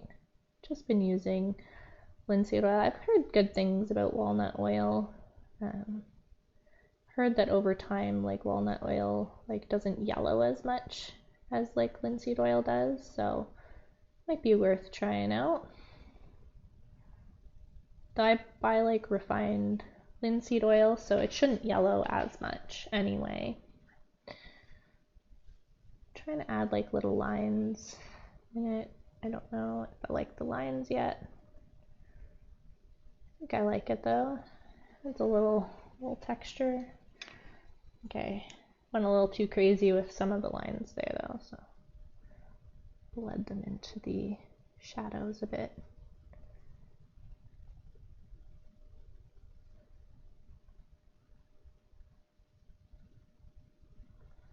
I think I might add a little bit of this blue color into the white because it is a little too white for what I want. Sometimes you start out with like a really white color and then you're like, it's too white.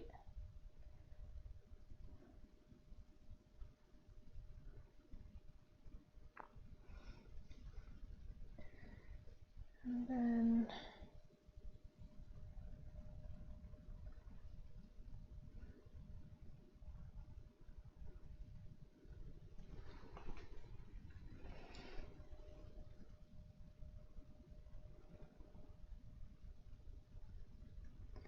just going over with this finer brush and like, or this little blender brush I have, and like blending it out just a little bit.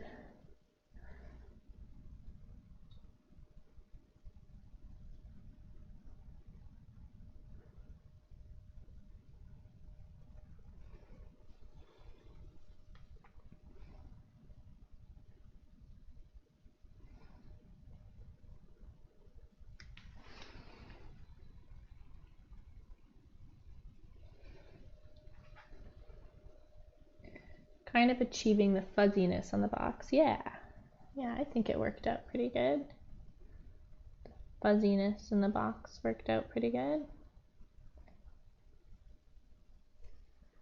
That's what I was hoping for. And then we've got, so there is a slight highlight in this part of the bow. So I'm kind of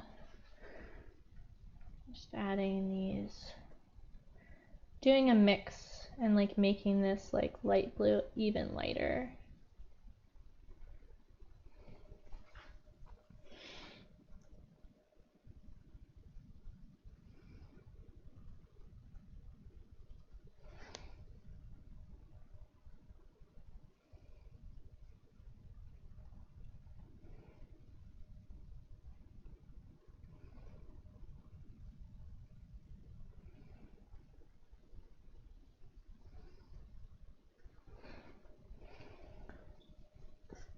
Slowly adding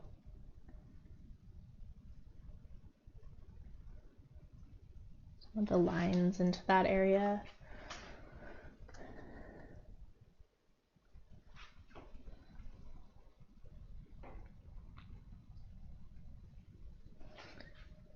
I'm gonna add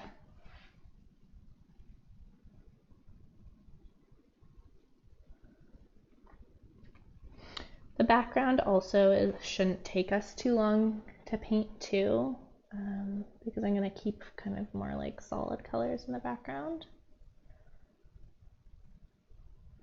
I have a bit of a fade in the background, but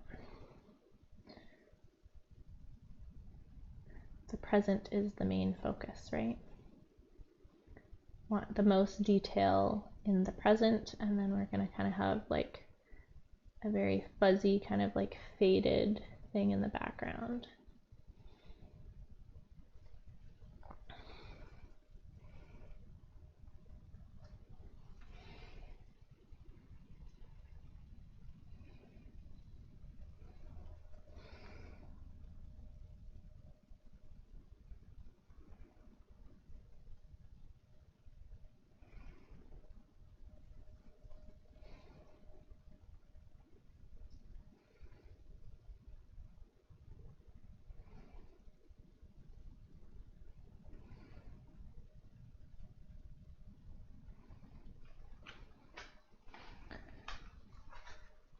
Don't want too much detail into this bottom section, so I'm gonna like fade those out a little bit.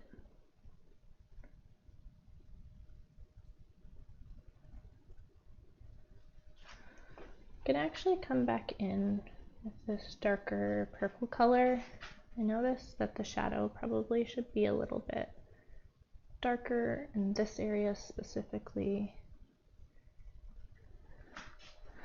just to make that stand out a little bit more, because I feel like right now it's not standing out very well. I'd actually brighten up the ribbon a little bit in the bottom section here. I feel like we went a little bit too dark with the bow over here. Just adjusting the values a bit.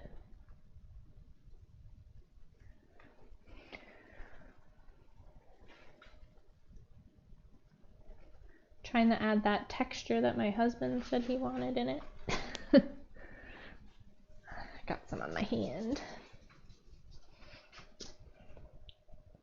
I just have like a giant stack of those rags down there.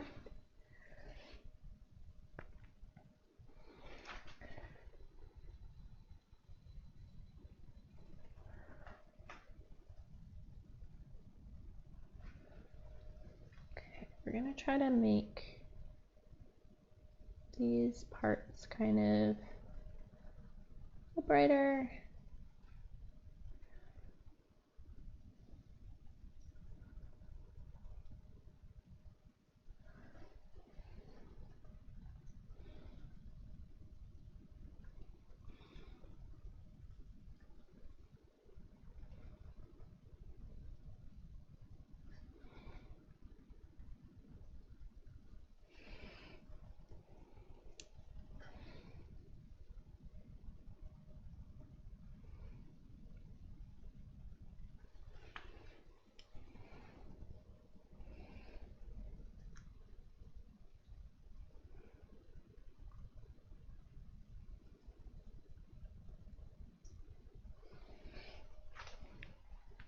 And then I'm gonna add,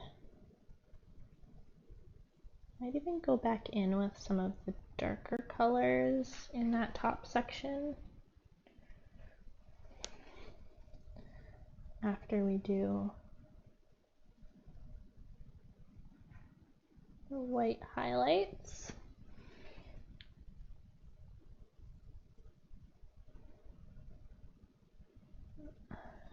Dab that one area.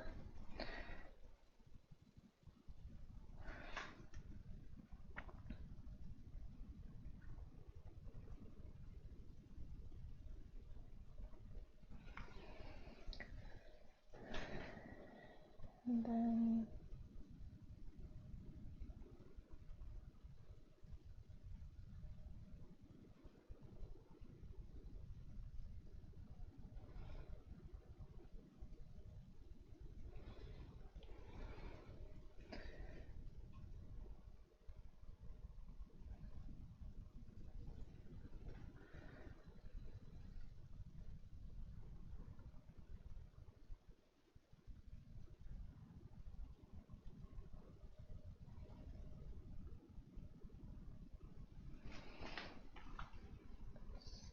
getting that in there. Actually gonna go in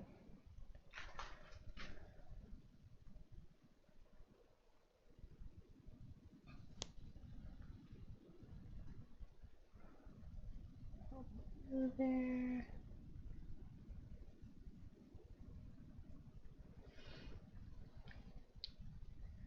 I do the center part of the bow now to make that stand out a little bit better. We've got highlights kind of curving a little bit in the center here. So I'm going to try to curve the highlights.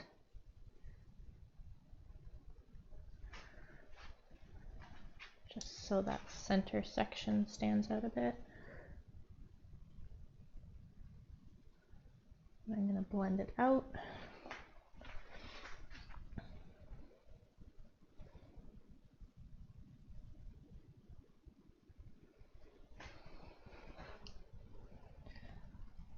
Good. I'll also add a bit of a highlight there.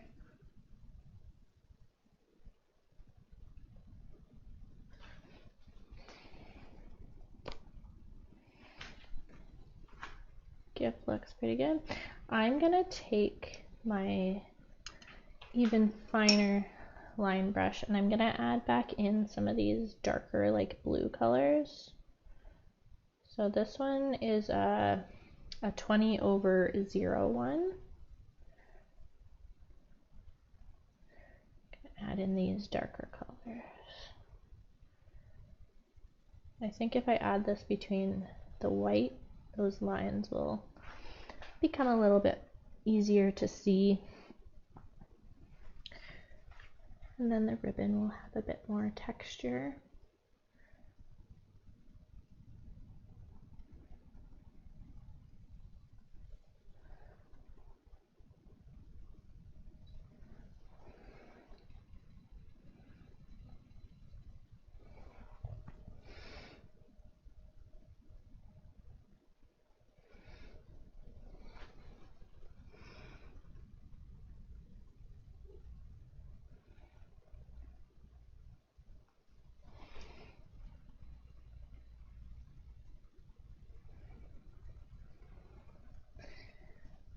And we'll come back into these areas and we'll add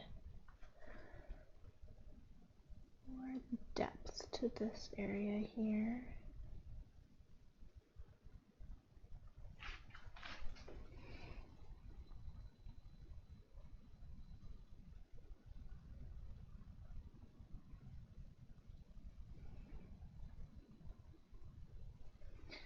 And then we will try to darken certain areas because I feel like I made a few of the areas a little too light.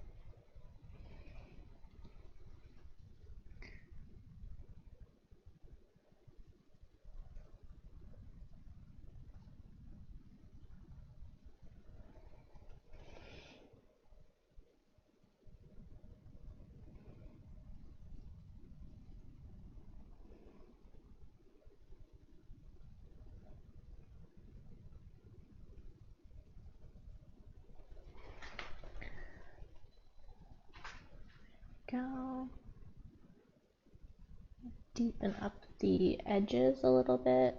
I'm going to go into this slightly darker blue color now, and I'm going to really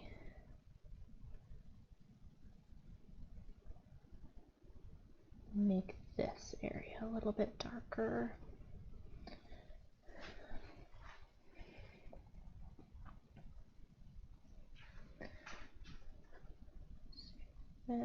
This kind of just touches up the edges too. Makes them look a little bit sharper. We're getting into the more like fine details now. It's gonna really pull the piece together.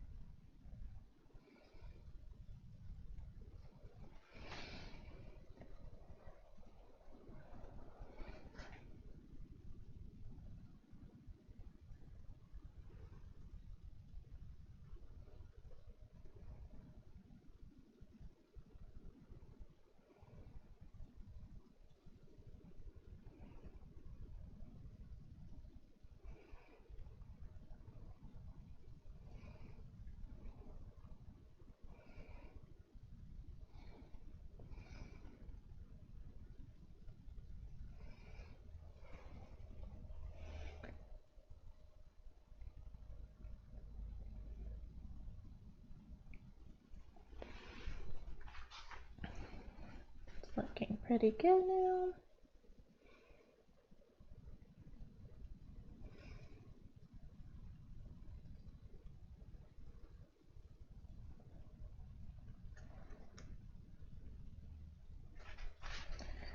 Okay, I'm going to add a bit of this blue shadow along the edge of the bow too.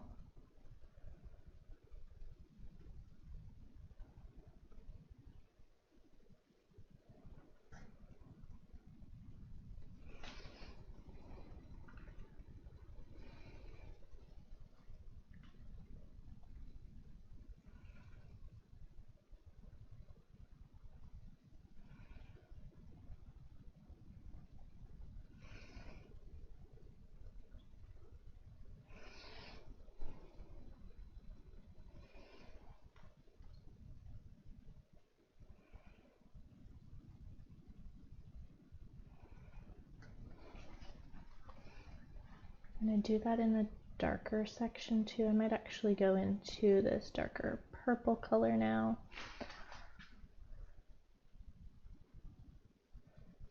Just to really define these edges.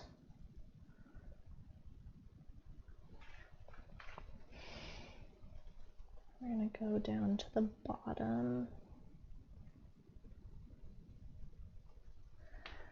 and define those corners too.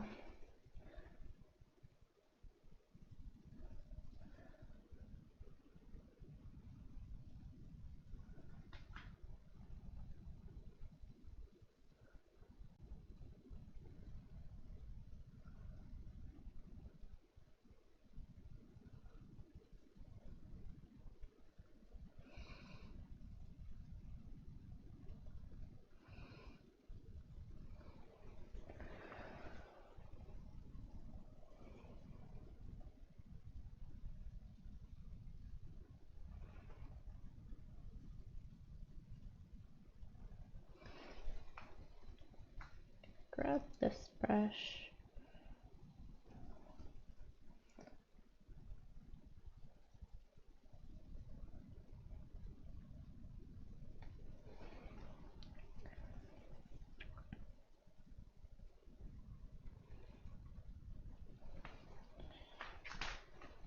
I'm going to dab off this brush a little bit and use this straight brush as a little bit of a blender brush here. Blend out the shadow a little bit.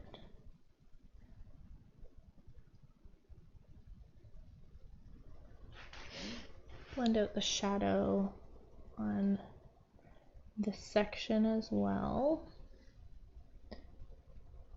especially on the edges, just to bring the shadow down a little bit, and to the side.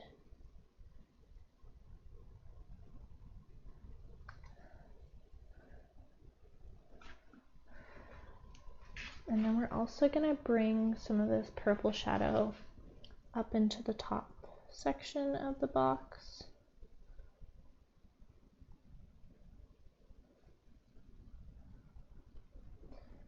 On both sides.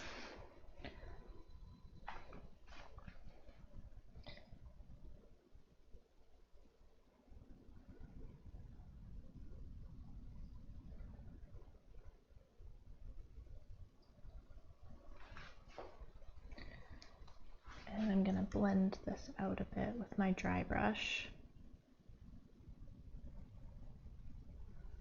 Same on this side here.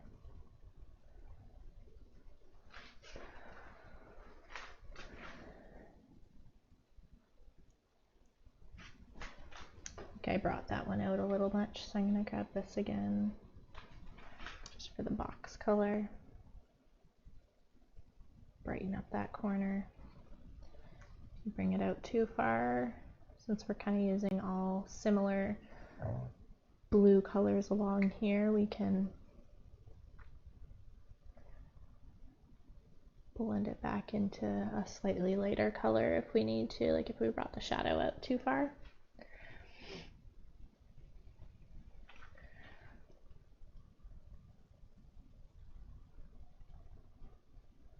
And I want to slowly start adding a little bit of this super light color, especially to highlight the sections that are touching the light more.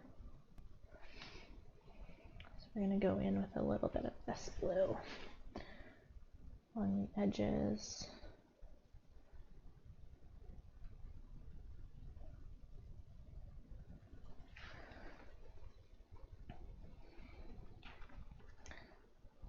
Here.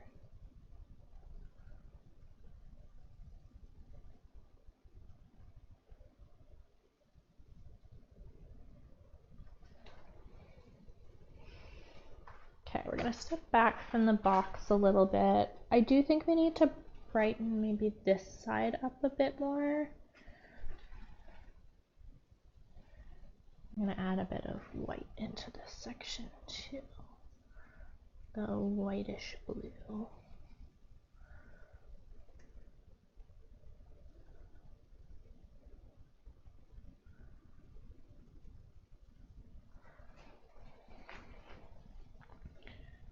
We also have a bit of a highlight there.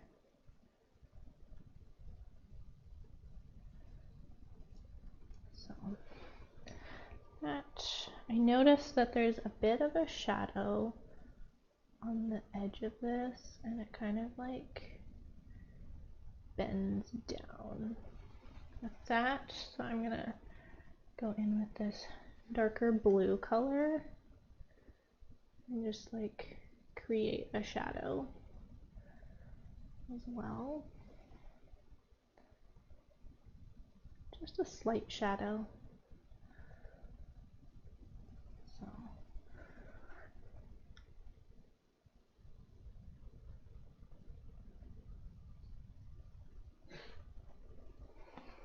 nothing crazy there.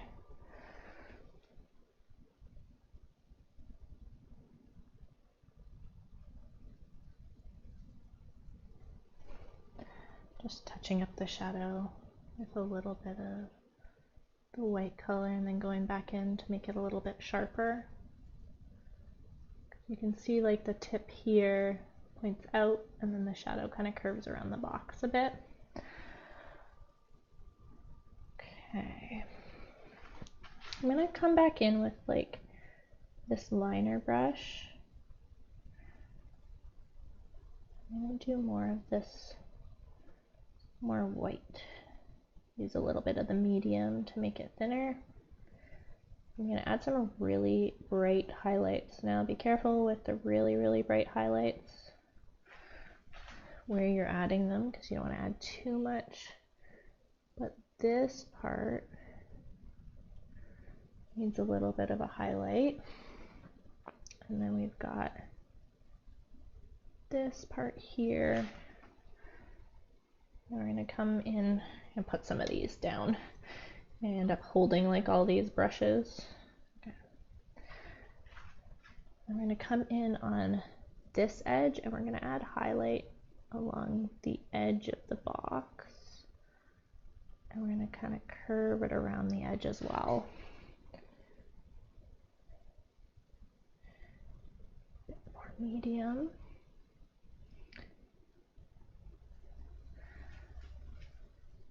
And they're very slight highlights. Just adding the brightest highlights that we can find right now. Right on the edges of the box, it's pretty bright. You can see it just kind of like makes it stand out a little bit more when you go in with those highlights near the end. Where else are we looking? We got a little bit of highlights along the back section here.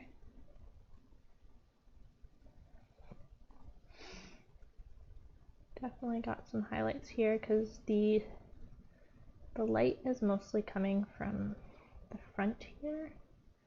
And a bit more highlights there. I'm gonna have to try to go over that with a little bit of orange because I messed up there earlier. Made it go a little too far. Those look good. Okay. And there's also some highlights along the edge here.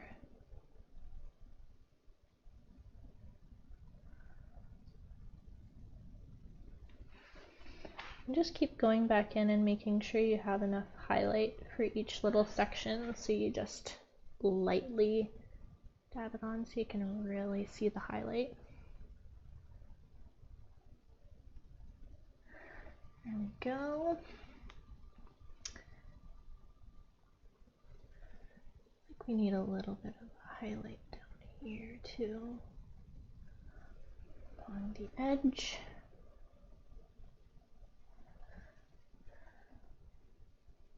Gonna brighten that up a little bit.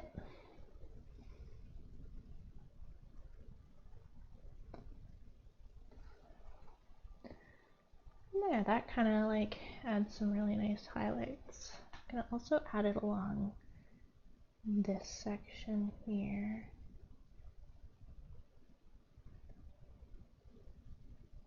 Just to add a little bit more definition to the corners here.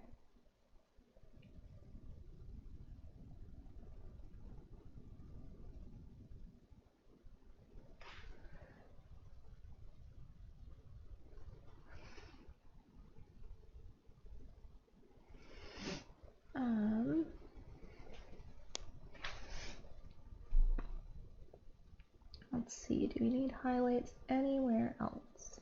I think I might add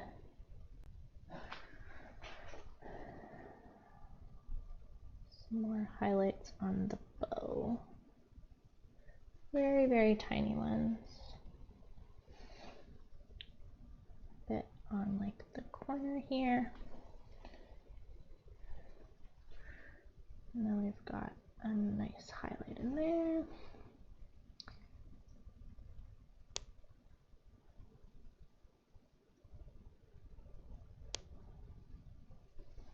And then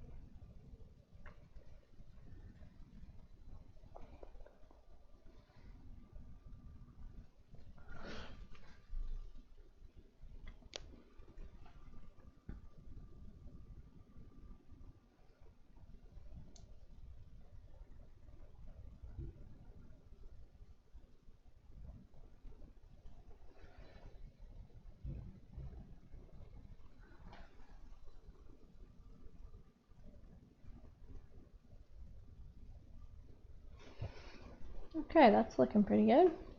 I think I'm going to add the orange background in, and then we can come back to the box after if we really want to. I'm going to use a number 6 brush, one of the Josol blender brushes. I'm going to start with the shadow first, the darker part of the shadow. So we're going to go in with this, and then we'll slowly go to the lighter part of the shadow. So we're going from here. Okay, let's get this darker part of the shadow done.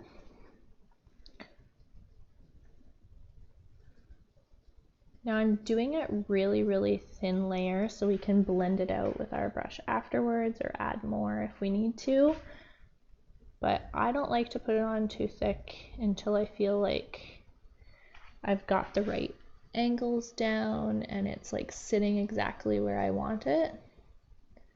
Actually gonna probably bring in a little bit of more purple at the end into this part near the edge, just to really deepen that shadow right along the edge of the box a bit.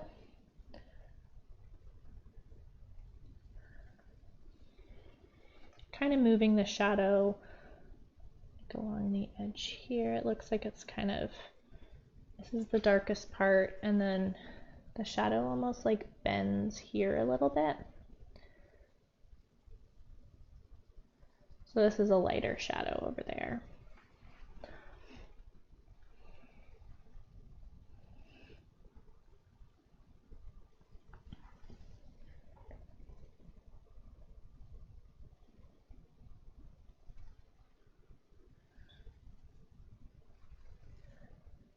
Gonna do that.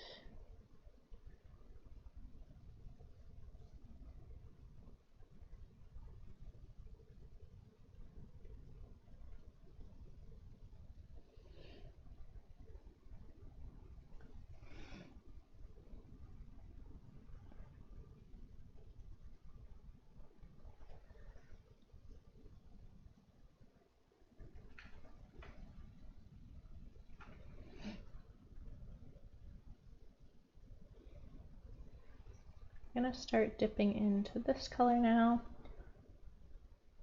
Gonna fade it into the top part of this shadow and slowly work my way around with that color into this section.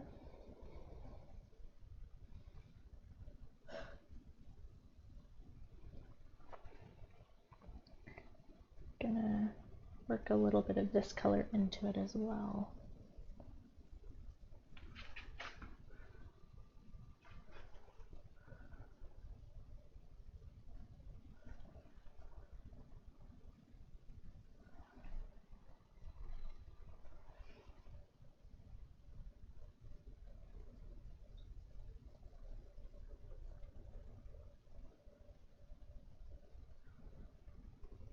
And it's just a very slight difference. It might be hard to tell on camera, but this part of the shadow is definitely brighter because there's like a little reflection that's like making that part brighter.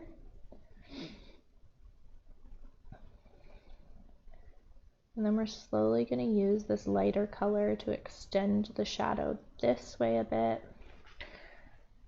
Kind of want it on a little bit of an angle here, because I added the shadow in afterwards, so it's like not 100% accurate to the original image. I like to, when I'm using other people's like reference photos, like this one's from Canva, I like to change things up to make it more my own. So yeah, this background I added myself, and I added like a shadow on my own too. So like this shadow was not there in the original image, and it did not have an orange background. It just makes it more unique. Okay, I'm gonna clean off my brush a little bit before I get into the brighter colors.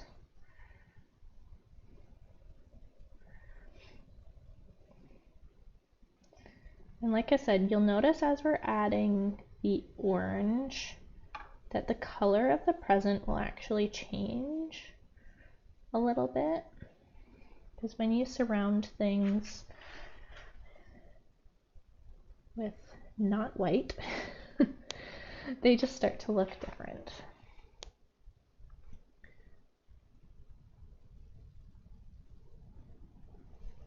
Okay. I'm going to slowly go into this lighter color.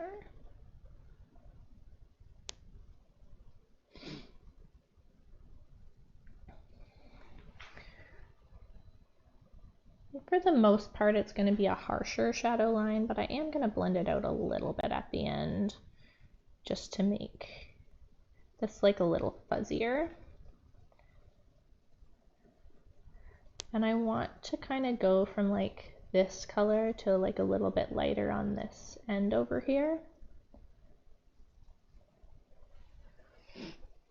It'll be kind of like more light on this end.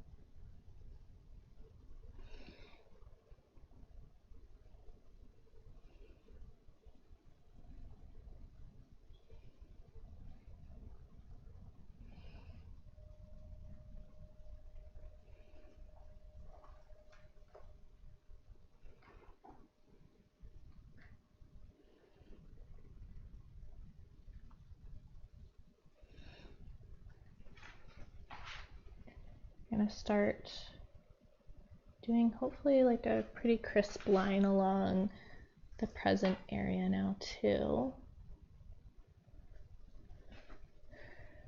I think I want to do a bit of the glowiness around the present, so I'm going to keep it out a little bit so I can go in with the lighter color closer to the present. Adds like a little glow around the edges, which I think is kind of nice.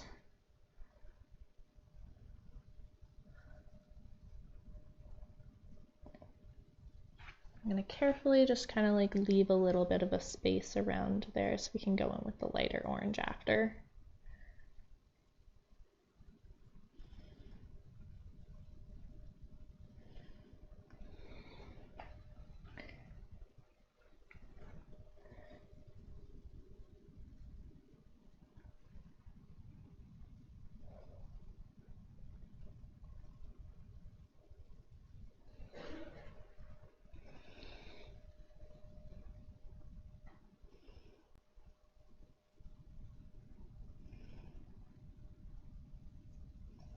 I'm going to slowly start fading in to the lighter color. So all I'm going to do is I'm going to take a little bit of this.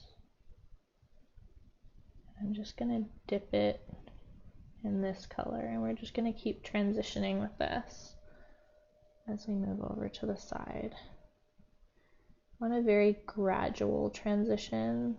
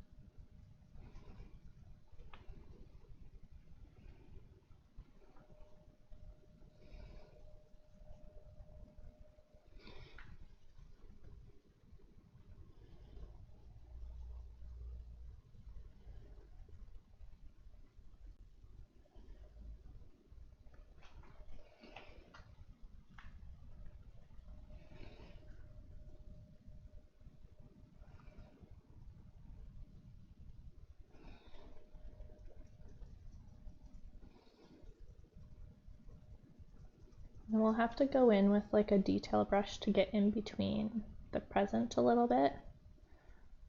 But just laying this down for now So this is the lightest color that we're going to go to. I might actually add a little bit of white in there.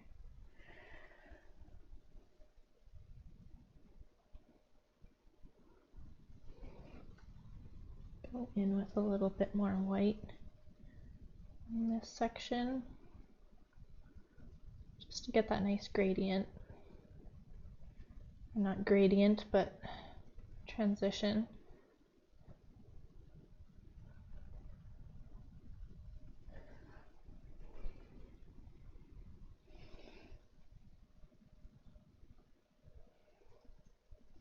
Then we're going to slowly fade back to the slightly darker color over here again. So I'm going to slowly move to this deeper color as we work our way around the present.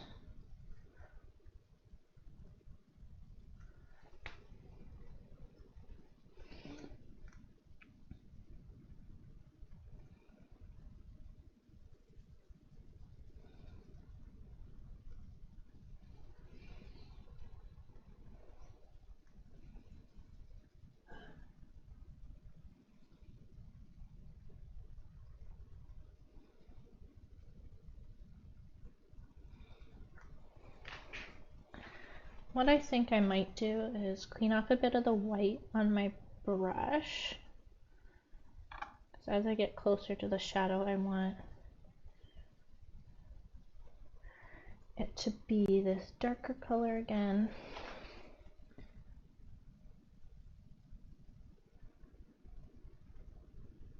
And then we'll fade it out from there.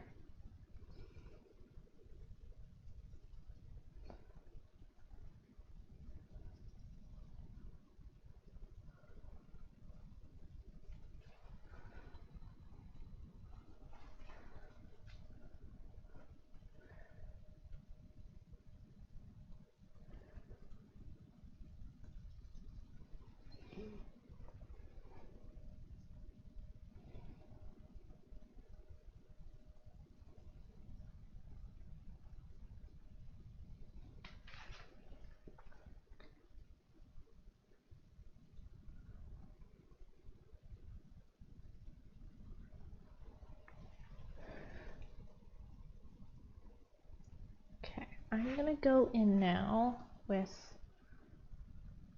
the lighter color near the edge. Let me clean my brush off so we can go in with quite a bit of the lighter color. Might even go into the white a little bit. My brush already has a bit of orange on it.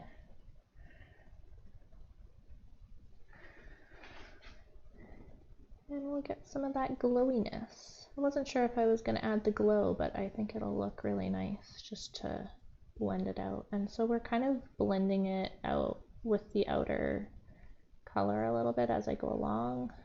You don't want to get your brush too much into the blue though, because we are working alongside the blue and our orange will get pretty muddy if we go too close to it.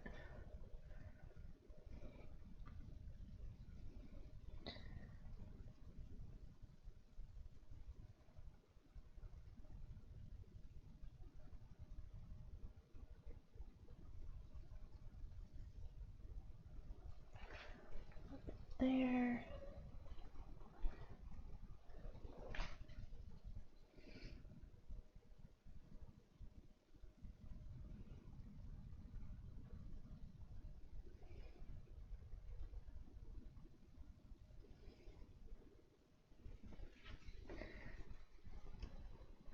Oh, this is gonna make the blue pop, yeah.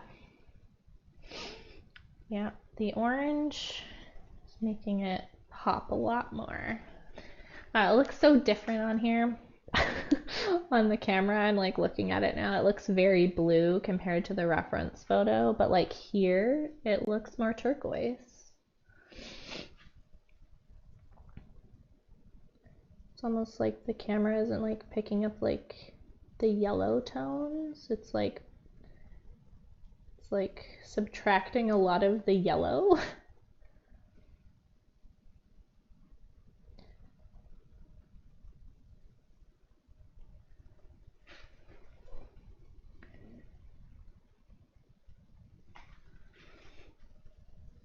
Either way, that blue is a pretty color, so from your end it'll still look nice. And I'll post some pictures of my finished painting too on Instagram with probably more true colors that way. Use my nice camera and take some photos, and then the photos on Instagram will be more true to what they actually look like. Then you guys can get a better idea of the colors I was mixing and how close it is to the original. Okay. So the Sony camera looks different. Yeah, the camera looks different. Like the time lapse, like I'm gonna post a time lapse at some point of this, and the colors will just look a lot sharper and nicer. Like it'll be closer to the actual colors. I color graded my computer screen and my monitors, and then I also color grade my time-lapse photos to hopefully look closer to the actual image, so it will look a little bit nicer on the time-lapse. Have more ability to like shift the colors. I mean, the webcams, like I got pretty nice webcams, but some cameras just lean towards certain colors.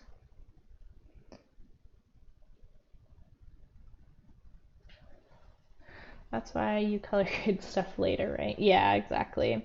If I was to not color grade my time lapses, they would look so bad. I really should do like a side-by-side comparison for color grading and not color grading your time lapses. It really just makes the colors pop like so nicely when you color grade it. And I've been learning about all of that in the last couple years, and you know, I've used some of DaVinci Resolve, like because I edit with DaVinci Resolve like Studio, and they have color grading built right into their studio. And so I've been reading through some of their manuals and learning how to use more of their tools for like time lapses.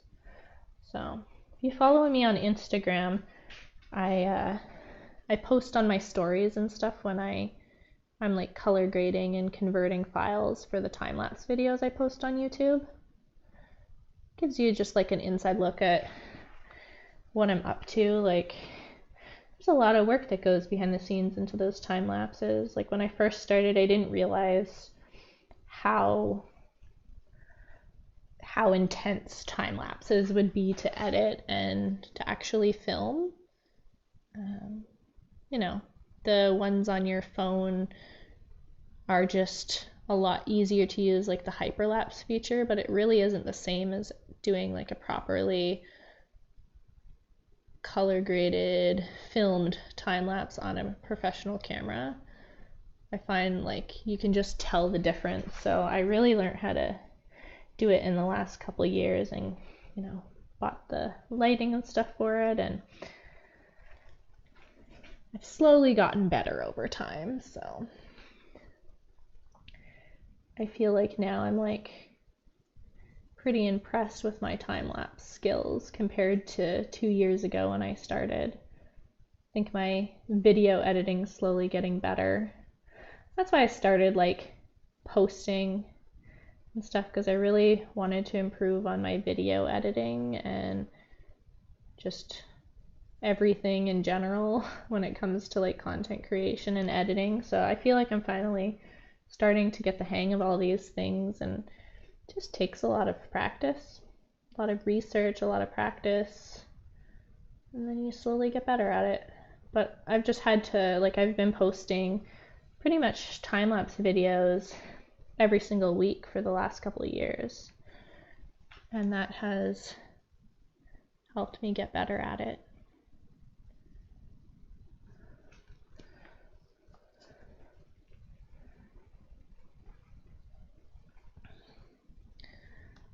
We're just slowly trying to blend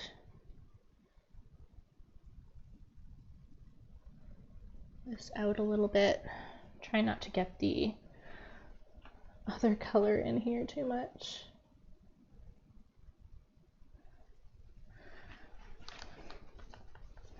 Because I got kind of like a little bit of blue in this top section, but I don't want a lot of blue in it.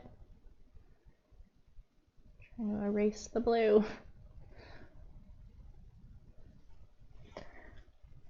It's okay. If something like really isn't going right, you can always just wait for it to dry and then touch it up with a little bit more color. I like to paint alla crema though, and just try to do my best while it's wet. And then alla crema means like kind of like all in one go, just in one layer instead of having like multiple layers, because some people they'll do like multiple layers when it comes to oil painting, and they'll come back to things over and over again and like add different washes or layers to the top. I like to just get a painting done and move on, because if I was to do that, then I would just have a bunch of unfinished paintings, which I try to avoid that.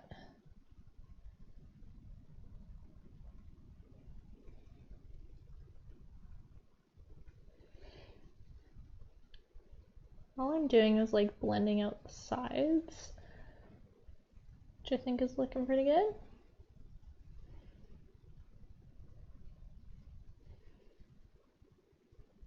Going through, blending things out a little bit.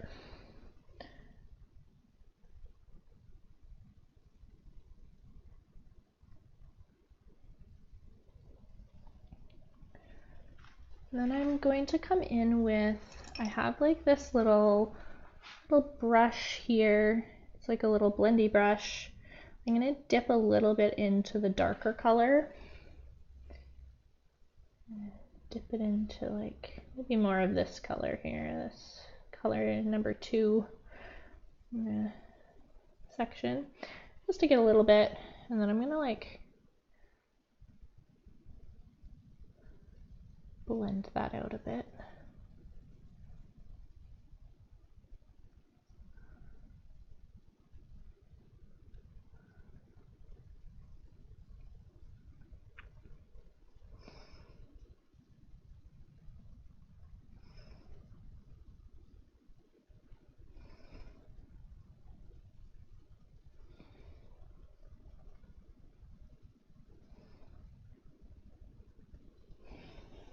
It's going to give a softer line there.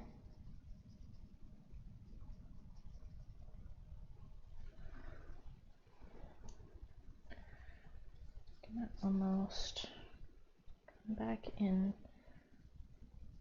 the darker colors here. There we go. And just blend that out. I love this blender brush, it's just so nice.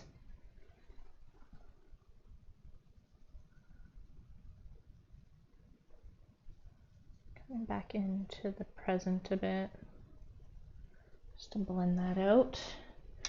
Gonna also go back in now.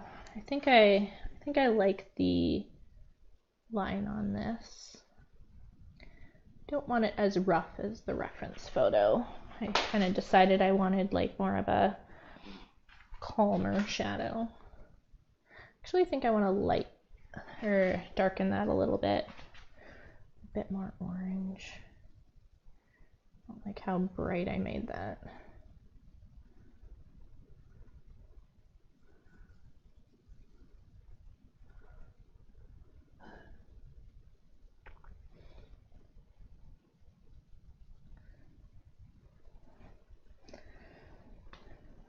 Come back in here.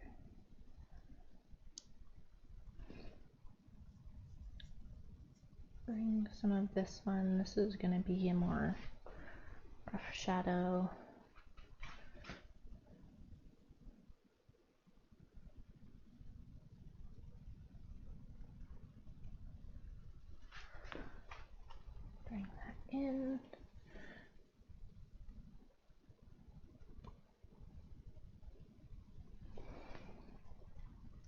Okay, now I'm going to go in with the darker shadow underneath the box. I'm going to go in with that like purpley blue color, and I'm going to bring it out into the orange a bit.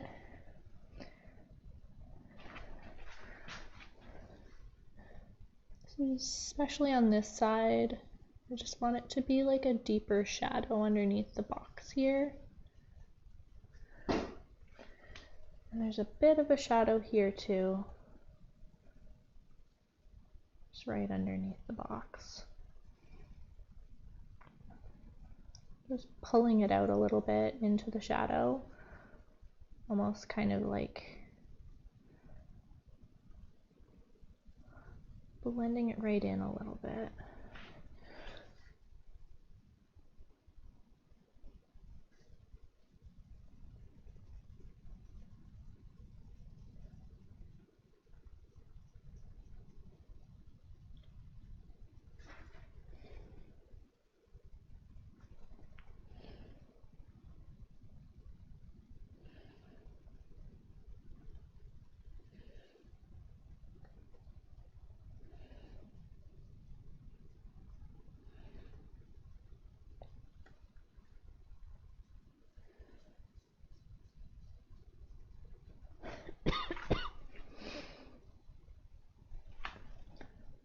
And just by doing that, it like pushed the shadow a little bit deeper. Now we're gonna have to go back in and grab those parts and make them more of the orangey tone. I'm gonna take this little liner brush I was using that has white on it. Especially since it's at the top, I don't think it'll take us too long. Just cleaning it off. This part's kind of getting dirty, so I'm just cleaning it off over on the side now. Hard to see me cleaning it off, but I am. Just gonna... Okay, let's see. We're gonna go in just a little bit of this.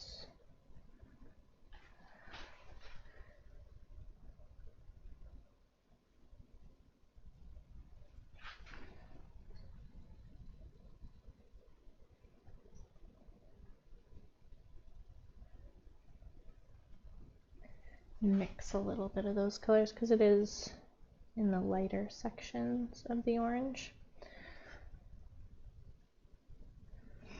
We're not going to be able to blend this one as much, but hopefully it just kind of goes on with the color that we want.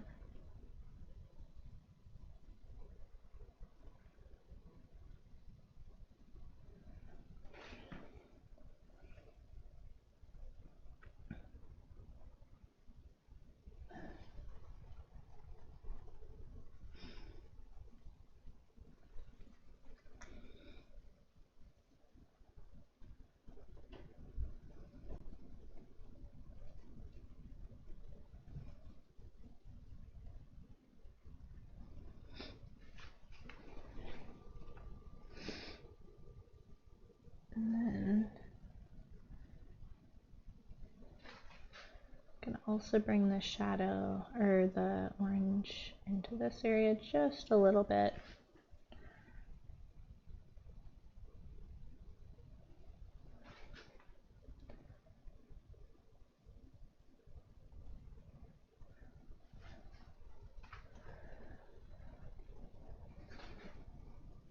Make sure I bring it into corners and the edges. Hi, Kit Kat. Oh, I know she's sad because I'm not. Oh, baby girl. This is Kit Kat. Hello. I didn't notice the bare white spot. Yeah, I had to touch those up. Hi, Kit Kat. She's meowing to get up on me. She's sad because I'm not sitting down in my chair today. I have the easel propped up so I can stand. I know. And she likes to sit on my lap when I'm painting normally. I love you. But I have to finish the painting, Kit Kat. Look how cute she is. My little baby. You're so cute. Oh, I don't want to put you down. Here, you can sit on my chair for now while I'm finishing. Okay, okay. Focus, focus, Megan, focus. Yeah. I'm gonna make sure I'm getting the color into the corners to make them a little sharper.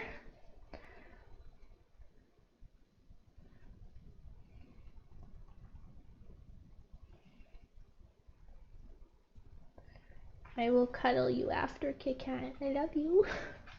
She's like looking at me, being like, what are you doing?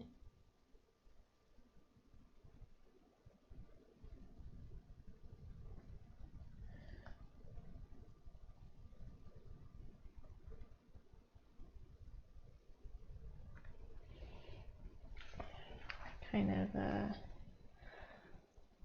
whoopsie doodles.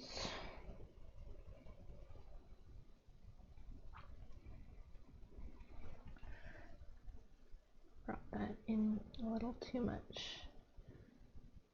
Making sure I make that edge dark again.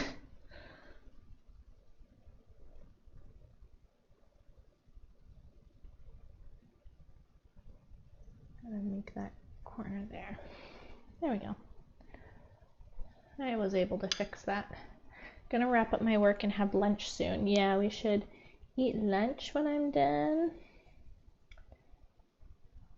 We made these like soy curl steam buns. So I think I took them out this morning again, so I'm gonna make some fresh ones in the Instant Pot for lunch.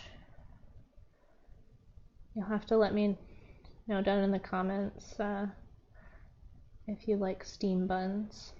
These ones are like the Chinese steam buns, but instead of like using pork, we're using like soy curls. And if you haven't tried soy curls, they're so good. They have such a nice texture.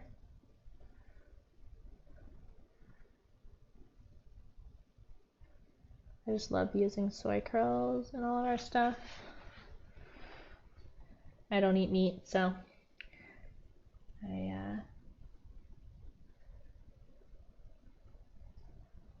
soy curls are a nice substitute.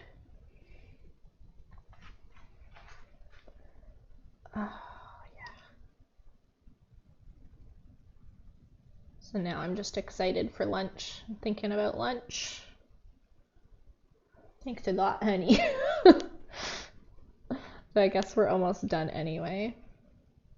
I mean, my husband could come down now and start making the buns. Because I've got the dough out and I just need to put like the filling in the dough and then like steam it. So good. Oh no.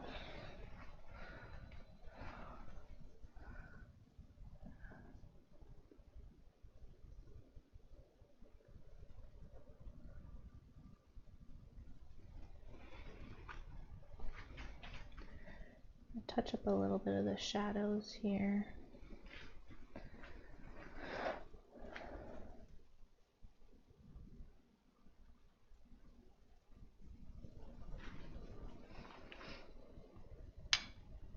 Now I'm gonna add a little bit of orange within the present because the original background did not have orange in it.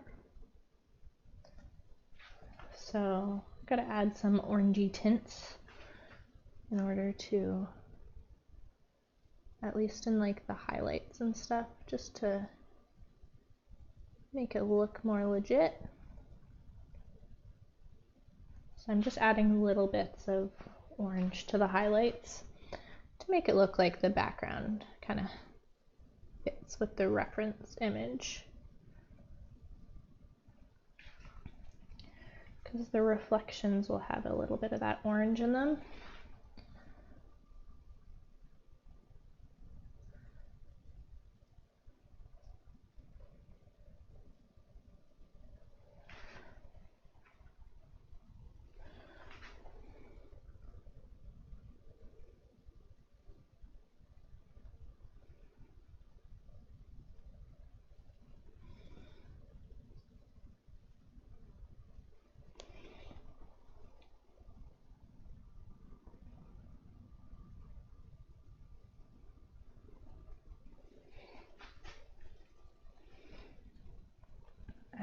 bit of orange on the sides as well.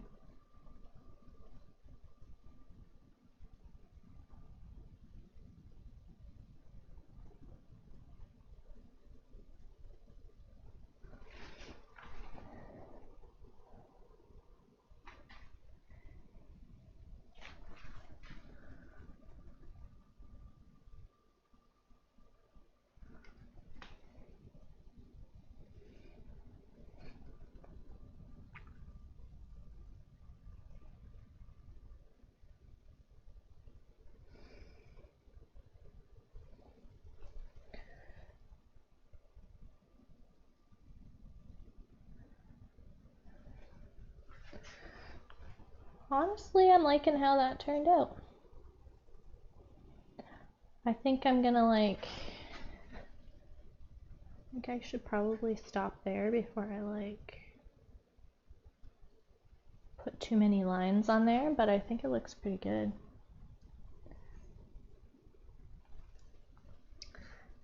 Add